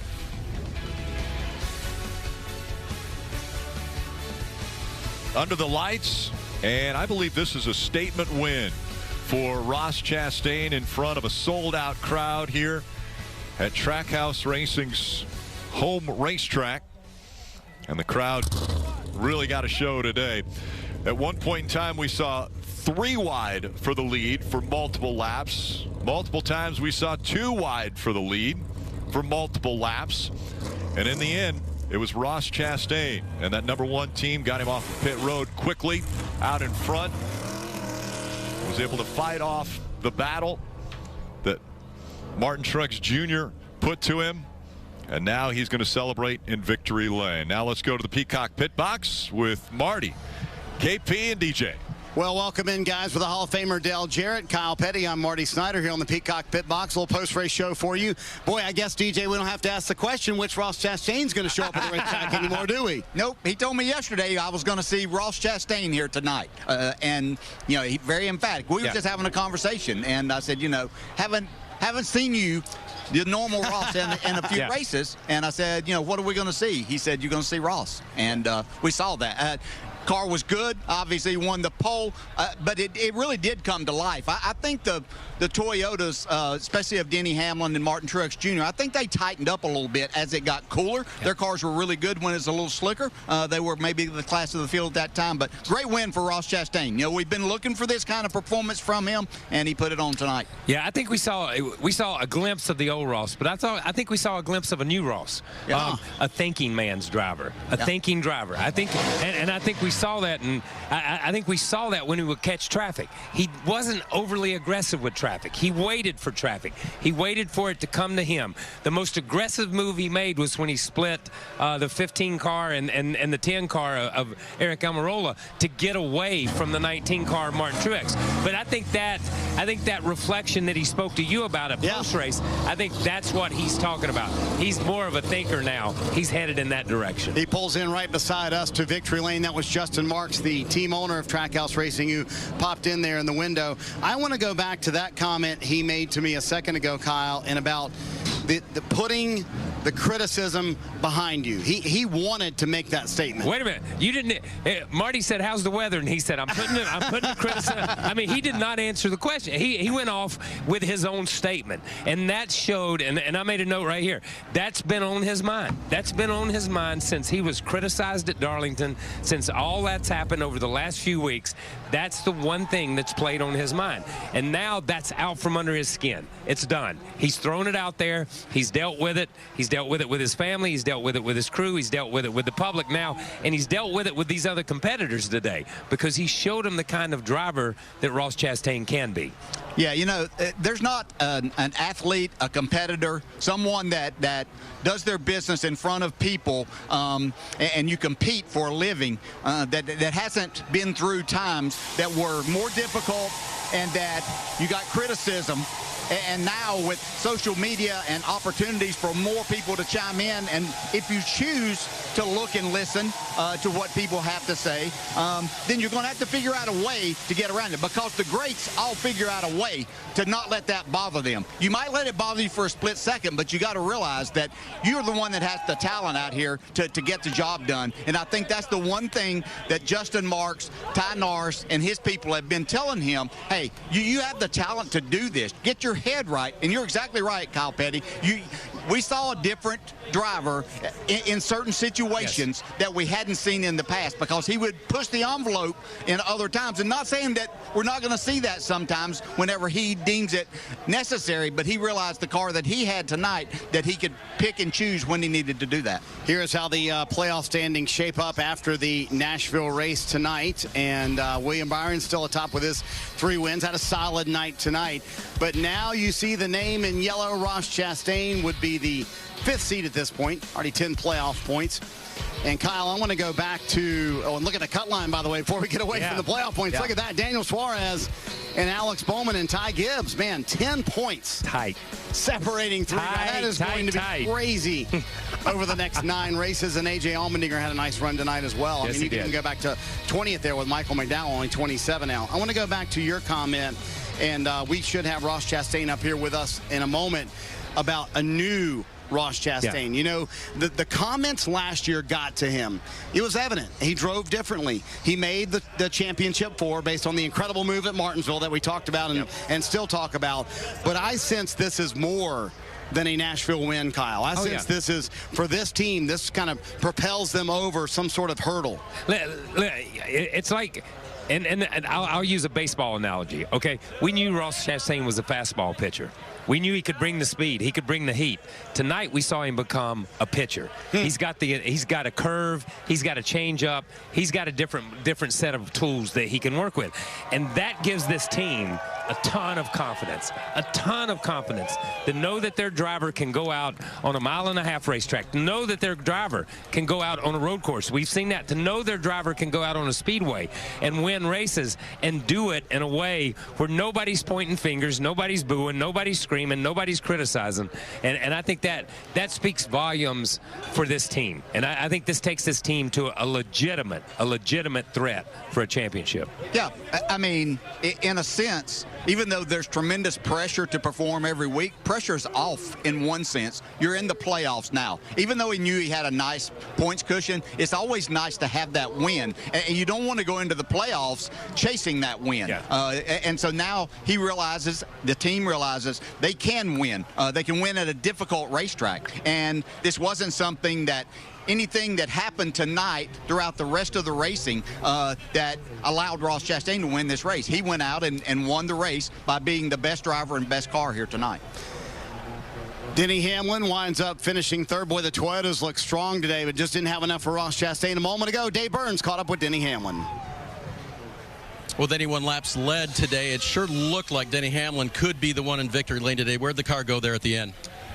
You know, the field's just so close and everyone's running the same times that it's really hard, and it's track position. But I just think we had, a 3rd place car. Really, the entire race, I thought the 19 was a little better. The 1 obviously came on strong there at the end, and that's all we had with our FedEx Crown Toyota. So it's an optimized day. It's a day with no mistakes, and we just we gave ourselves a chance. Just didn't have quite a fast enough car to go up to contend.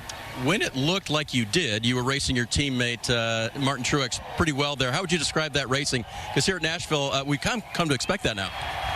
Yeah, I mean, it's the side-by-side is really just because both guys know that whoever gets out front is just going to set the pace. And can't give it up. No, you can't. And, it's just with everything being the same on the cars, it's just the track position just means more than anything. So you got to just battle. And, we saw some great 3-wide racing there early on those restarts. But, yeah, just wish I had a little more speed. That's what we needed.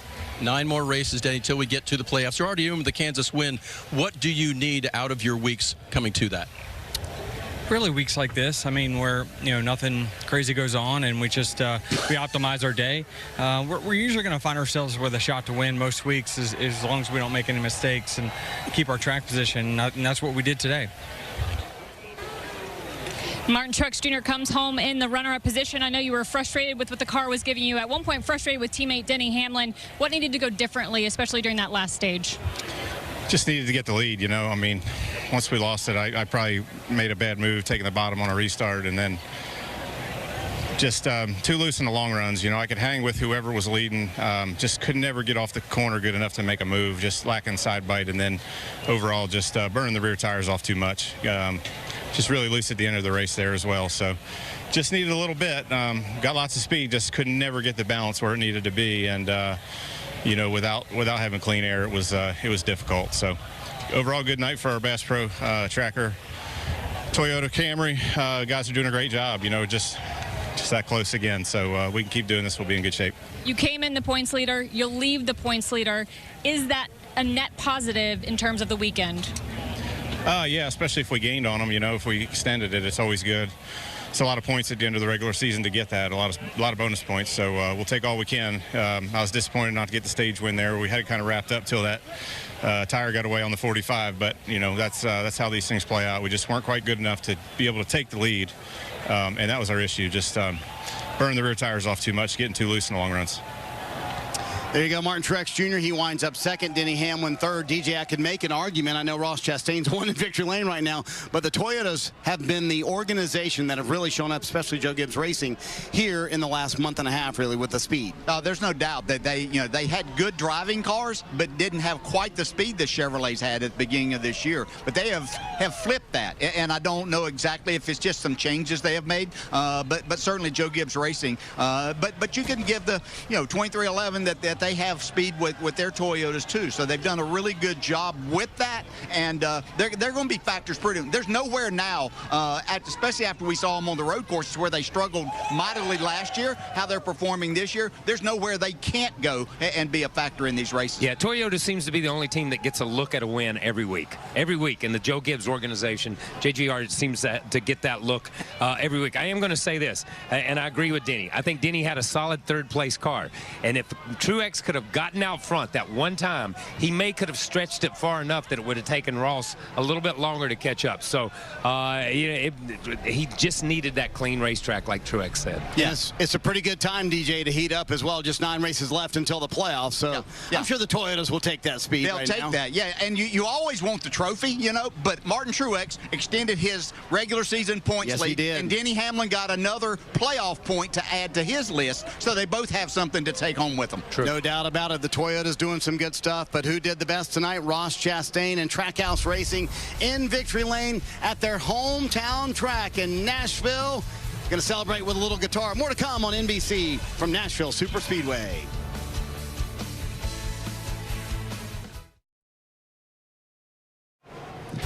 NASCAR America post-race show is brought to you by Progressive. Save when you bundle auto, home, or motorcycle insurance. Visit Progressive.com. Boy, what a fun night in Nashville Super Speedway. A sold-out crowd got to witness Ross Chastain go to victory lane for the first time in 2023. But the guys who got to call it, Rick, Steve, Jeff, and Junior, man, that was a fun race, wasn't it? Yeah, so much fun. And you guys mentioned it. The Toyotas really dominated. There were 3 cars. Between the 3 of them, they led 164 laps. Ultimately, you know, with Ross out front leading 99 laps, and the most important one, the last one. But it was a dominant performance by 3 guys and Ross. Well, and it was a 108-lap green flag run to the finish. I mean, that's a long, long run with a lot of opportunity to make mistakes. And Truex, while he wasn't able to get that track position, he never really let Ross out of his sight. So Ross could see him in the mirror the whole time, working traffic. It was an impressive run and a different feel out of Ross. He was the same aggressive Ross when he needed to be, but no controversy. A clean race for the 1 car. Yeah, Ross mentioned the everybody being critical of him, or some people being critical of him. To start the year, he had 9 straight incidences on track, and he had everybody kind of upset at him. His car owner, Justin Marks, came out and said, hey, he needs to do some work. And we all thought, a lot of people thought, oh no, we've slowed him down. We saw tonight he hasn't slowed him down. And when I'd been critical of Ross about being in so much incidents, what we saw tonight was just simple fast Ross. Just Ross was faster. He just went out there and outdrove guys, took advantage of the speed in his car. That's the kind of Ross Ross Chastain that can win championship. And at this racetrack, Toyota has dominated. They just have not gotten the checkered flag. 3 races and 3 Chevrolets have came in here and gotten to take that guitar home. But how about the racing that we've seen at Nashville Super Speedway? I can't name a track on the series that races this well. We saw restarts where cars went 3 wide for 2-3 laps. Double file racing throughout the field. Just some of the best racing I've seen in a long time. Looking forward to next week in Chicago. That's going to be exciting as well. But we had a good one tonight. Yeah, Junior, let's actually recap this one. Let's take another look at how we got to Ross Chastain in victory lane. Well, right here you see it. Ross started on the front row, started on the pole. We knew he had speed. That car to the outside, the 45 of Tyler Reddick. I thought that was going to be his main, basically, competition all night long. Reddick looked good, but he wasn't able to get it through the entire day. The racing was amazing, though, guys. Yeah, it was. Here, Tyler Reddick did have a fast race car, won the stage. They go to stage 2. Ross, here he is. See his car wiggling around, moving around. Right rear tire comes off the car after he's on pit road. Caution comes out. This ends his day. Comes down pit road. 3 tires. In the restart, we had a big crash. Watch that 12 car down there on the inside. Ryan Blaney off the brakes right here, trying to straighten it out hard into the inside wall. Shook him up just a little bit. Glad to see him get out. Talk to reporters. He's frustrated. They thought they were having a good race going. That hard hit to the inside wall will end it. Yeah, Blaney said after the infield gear center, the hardest hit of his career. You see right there, Denny Hamlin barely beats his teammate to the end of stage 2. And then this is really when it all changed, right? Ross Chastain found something. The lights came on. The sun went down. He was able to get by the 11 and then kept the lead through green flag pit stops, through lap traffic. 108 laps, like I said earlier, that's a long run. The team did what they needed, kept that track position. Yeah, great job by Ross getting on and off pit road, and great job by that pit crew. They've been strong all year. Here you see Truex. He stayed. He pitted a lap earlier, trying to get around to get in front of Ross, but cannot do it. Chastain and that team had a better stop. Chastain through the middle of this lap traffic, and this right here was sort of the point where he was able to put a little distance between him and Truex. 3 lap cars between him and Truex, and then this is sort of where the gap stayed for the rest of the run. Truex complaining about losing the right rear tire. Ross drives to victory, his first at a true oval. Remember, he's won races at the plate tracks, he's won on the road courses. He's so happy to win on an oval and at Nashville, sort of the home base for Trackhouse. I'm sure Justin Marks is happy about this. Well, we know Ross is happy about it. Plenty more NASCAR America post-race show presented by Progressive as the celebrations will continue. That Gibson Les Paul guitar in the hands of Ross Chastain and the winner sticker. He's in the playoffs.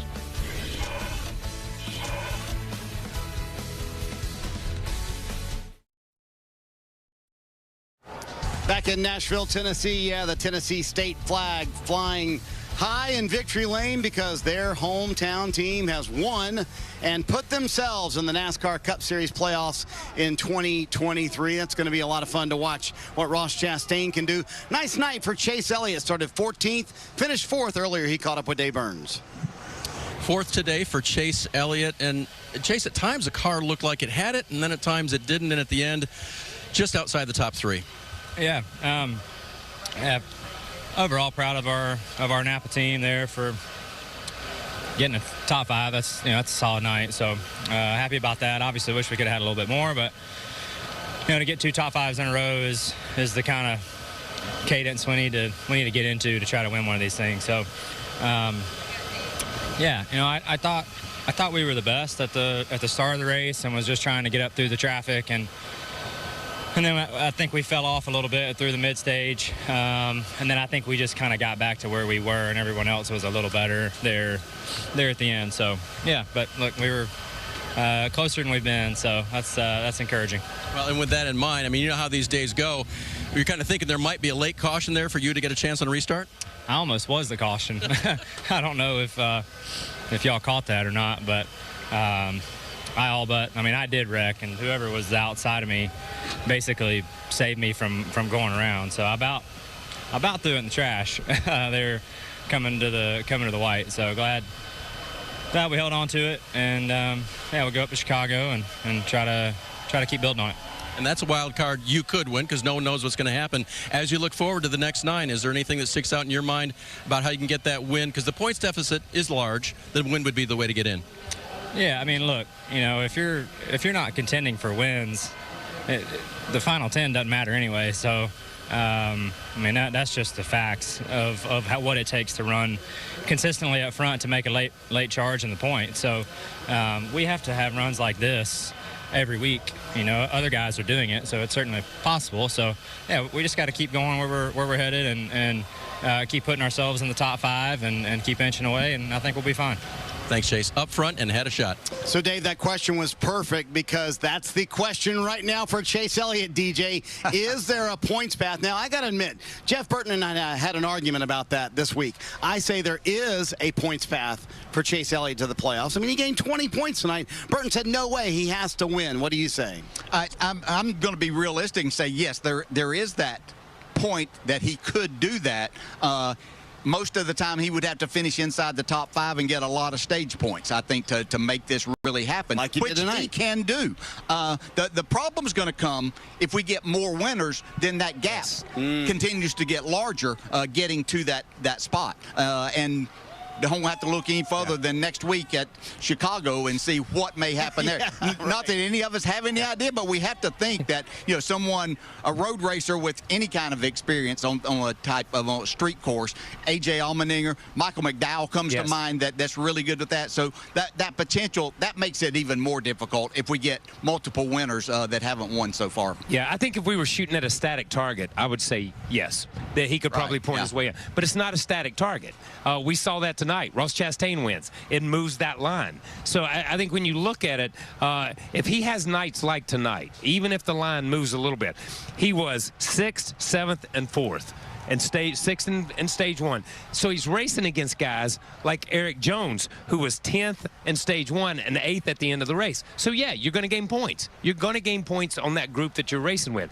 But you've got to have those consistent nights or those consistent races like that where you're in the points in stage 1, stage 2, and stage 3. And this is one of the first nights we've seen this out of the 9-car where they've been able to complete it. I want to jump back to the point that Chase made when Dave asked him that question, because Alan Gustafson told me the same thing, Kyle, standing on pit road today. Yes, there's a points path, probably, but we have to win because you've got to win in the playoffs. So if we're not winning now, we don't need to be in the playoffs anyway. You agree with that? That's a fact. Listen, how many times do we talk about the bubble? The bubble, the bubble, the bubble. And as soon as we get in the playoffs, the first 4 out of the bubble are guys who just pointed their way in and hadn't won anything anyhow. You go back to the sharp end of the stick, and the guys that are the best teams and the guys that contend for wins each week, and those are the guys that are going to win a championship. Yeah, you're right. And this was his best race since he's returned from the injury and then the suspension. So that's a positive for them, and they have to keep moving forward to do that. But, I think we've got a guy waiting that maybe outshined everybody else. So I think that's enough. Yep, Chase Elliott, he's got to go do what Ross Chastain did tonight. That's exactly. Get a win, and then you don't have to be talking about that. Exactly right. Coming up in a little bit, we will have Ross Chastain. But before we get there, after the race, Kyle Larson caught up with Kim Kuhn. And the 5-car of Kyle Larson comes home in the 5th position. So describe your night. What were you battling out there? We were just pretty off. I feel like on the short runs, every restart I would fall back, and then you kind of just maintain until the green flag stop, and then we would always have a good green flag cycle and could pass some cars, and for whatever reason we were decent on those runs. So it worked out that the last run was really long and we got a green flag stop and leapfrog some guys, and then had a decent enough car to pass a couple more and somehow finished 5th. I mean, that's as high up as I was all day, and was honestly surprised when I looked at the scoreboard to see where we were at, and we were battling for the top 5 with the 24. So all in all, good finish. We just haven't had the speed here the last few races, but our team has been doing a phenomenal job getting the most out of our days, at least getting the best finish out of the day possible. So obviously we'd like to be better throughout the whole race so we could get more stage points. But, you know, we just got to get our cars a little bit better, and I think that'll all come with it. How much did the track change over the course of the evening? Yeah, I think it changed slightly. I don't know if the balance of the track changed much, but I think the pace got a little faster there as the sun went down. Seemed like the longer runs, get kind of greasy, slick feeling as the rubber laid down, as it always does on concrete surfaces. And you can move around, find some grip in other areas, but you also have to be cautious of not overworking your right rear tires. So I think that's an area where I got a little bit better at the end, was just not abusing my stuff so early on in the run, like maybe I was early, just trying to hold on because I was slow. Kyle Larson, top 5 finish here at Nashville. Seabell, 7th today. Ran in the top 5 mid-race and all the way from 20th. You worked hard today. Yeah, it was a pretty solid day and something that we can definitely build off of. We had a great start to the season and then a terrible stretch of races the last couple months. So between Sonoma and here, it seems like we're getting it turned around a little bit. And, yeah, pretty good showing for the DeWalt Camry today. It's kind of one of those obvious things. Passing cars was something that you proved you could do today. So how much confidence does that give you going into the next few races and the playoffs? Yeah, I mean, Nashville is a place where, and especially today, the long green flag runs, if you were better than the guys, you could move around and make passes. So, at the end, I felt like, the last stage going green, it shook out pretty much how it was going to. The good cars ended up front, and, it's kind of a 5th to 10th place guy all day.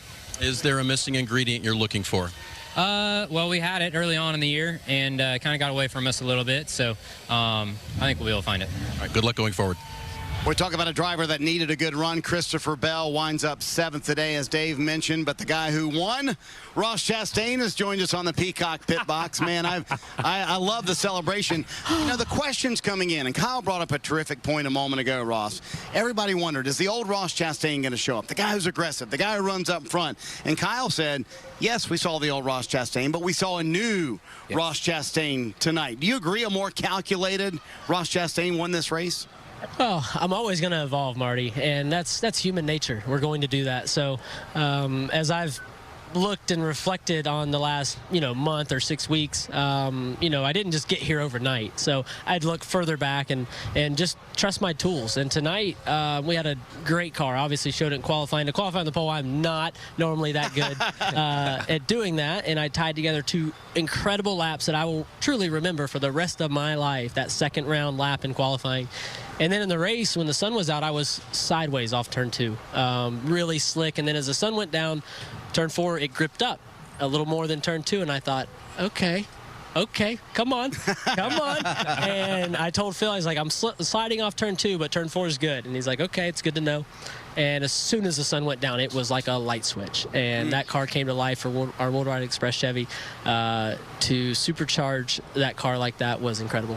Yeah, and we were talking about it before, obviously, before you came on. And what I meant by what I said was the way you approach traffic. We watched you work traffic today. You didn't just run up on them and say, oh, now what am I going to do with it? And the one example was Truex is coming. And you can't get away from Eric Almirola. You cannot get away. Y'all are a magnet. Y'all are on each other. And you split them. You're patient enough. How much patience did it take in that situation? Because he was coming at that time. Yeah, look, Eric and his man upstairs on the spotter stand, they got it out for me. And they're open about it. And, like, when we come up to lap them at Dover and here, it's like, they're going to run me all over the track. And so I took a risky move. I felt like that was very high risk, but it was worth the reward to get that clean air. So I had been very patient behind Eric, trying to out-wrap him, like McReynolds was saying on the stand all day, or trying to just roll around him. And when I saw them side by side, I thought if the middle opens, and it opened right as I was thinking it, and I just thought, just get there. And then Eric gave it to me. He was nice enough to do it. So after a performance like this, I know you came into the year after a tremendous season last year, having an opportunity to win a championship last year, coming in thinking, okay, we're definitely going to be that good, if not better. But you couldn't get a win until this point. Took 17 races, 17 weeks to get to that point. You're still thinking, I'm sure, before that you were a championship caliber team, but does this kind of talk about flipping a switch? You're obviously in the playoffs now, but championship caliber? I have no idea. Look, I am figuring this stuff out as I go. I have been here since 2011 in the Truck Series, and Kentucky was my 3rd race ever, which is very similar. And when I sit here, I think of Kentucky. And to now, like, to come here and win this many years later, I have no idea what that means for the future. I know that we've not quit preparing to win. We've not quit preparing to succeed. We trust our process. Look, Trackhouse, it's built on the foundation of 140 people. It's pretty smaller, I guess, if you compare it to the other guys and girls we're racing against. But, you know, I know that I've got that many people going to battle for me every week, and with GM and Chevrolet and ECR engines, we trust our processes. Yeah, listen, I want to, as soon as Marty interviewed you when you got out of the car, no matter what the question was, you addressed the criticism. And I want to go there. What does this win mean for the team? Because you hear the criticism, but that team hears the criticism. Justin Marks hears the criticism. What does a win like this do for this organization? Because you've won on a road course, you've won on a super speedway, now you take out the mid-range tracks, you can win anywhere, anytime, but what does this do? Well, David Farrow, my car chief, he's all about positive affirmations and surrounding ourselves and our minds with the good that we can do. So he's rubbed off on me in incredible ways, and he's his own person, and I take a sliver of what he believes in, and I take that for myself, and I go about my business and I prepare. But look, when Mr. Hendrick criticizes publicly, it's tough. I mean, he is the guy that everybody knows, and they know that he, you know, if what he says goes, he deserves that. But I took that, and he said, "You're going to win again, Ross. Like you're going to keep competing. Just do it a little better. Don't crash my cars, please." So, you know, it's incredible to lead the way for Chevrolet and GM tonight. It was a great. The fans were going crazy. Yeah, they were. Yeah, they were. I don't know how much you heard of it, but the sold-out place was going crazy when you won. I still had my helmet on and my sound gear earplugs, but I could hear them. Congratulations! Congratulations on the win. Congrats on being in the playoffs as well. We'll see you next week in Chicago. Hey, if y'all could have came a little earlier, we could have won like 17 weeks ago. I know. It's all us, right? No. Hey, we're here till 11. We'll talk about Chicago, the downtown streets. That's coming up next Sunday. We'll talk that next.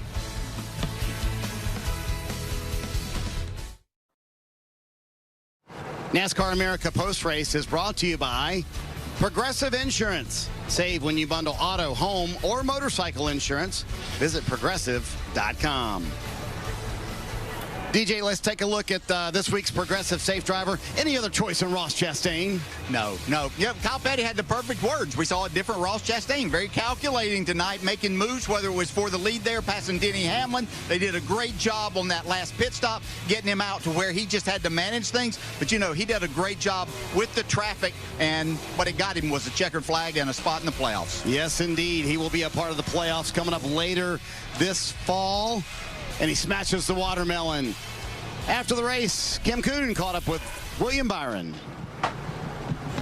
6th place finish for William Byron. For you and your team in this day, did you feel like you maximized it? Maybe a couple spots, you know, here and there. I think honestly we had a decent balance in stage 1 when the sun was out, and then okay through the middle portion of the race, just not a lot of speed to catch those guys. I felt like rolling the center was just our weakness, kind of rolling into one, and just get ate up on restarts, being able to roll into one. So Liberty University Chevy was decent all night. Guys worked really hard, and just that last run we needed a little bit more. But good to come home 6, you know, be kind of somewhat disappointed with that. But yeah, we'll go to work for next week in Chicago and try to get a little bit better, you know, and see what we can improve. Thought the weekend was solid as a whole. In general, as we hit this summer stretch, what specifically can you guys improve on? I think just a little bit of roll speed. I feel like we're a little bit down on roll speed, and then we kind of free up the extremities. So just need a little bit more speed, entry to the middle, I think, and try to put that all together. So I think honestly, our car in stage 1 was pretty well balanced. You know, it's just a matter of trying to make that a little bit better. And finally, still second in points to Martin Truex Jr. Is that something at this point you're paying attention to with 9 races to go in the regular season?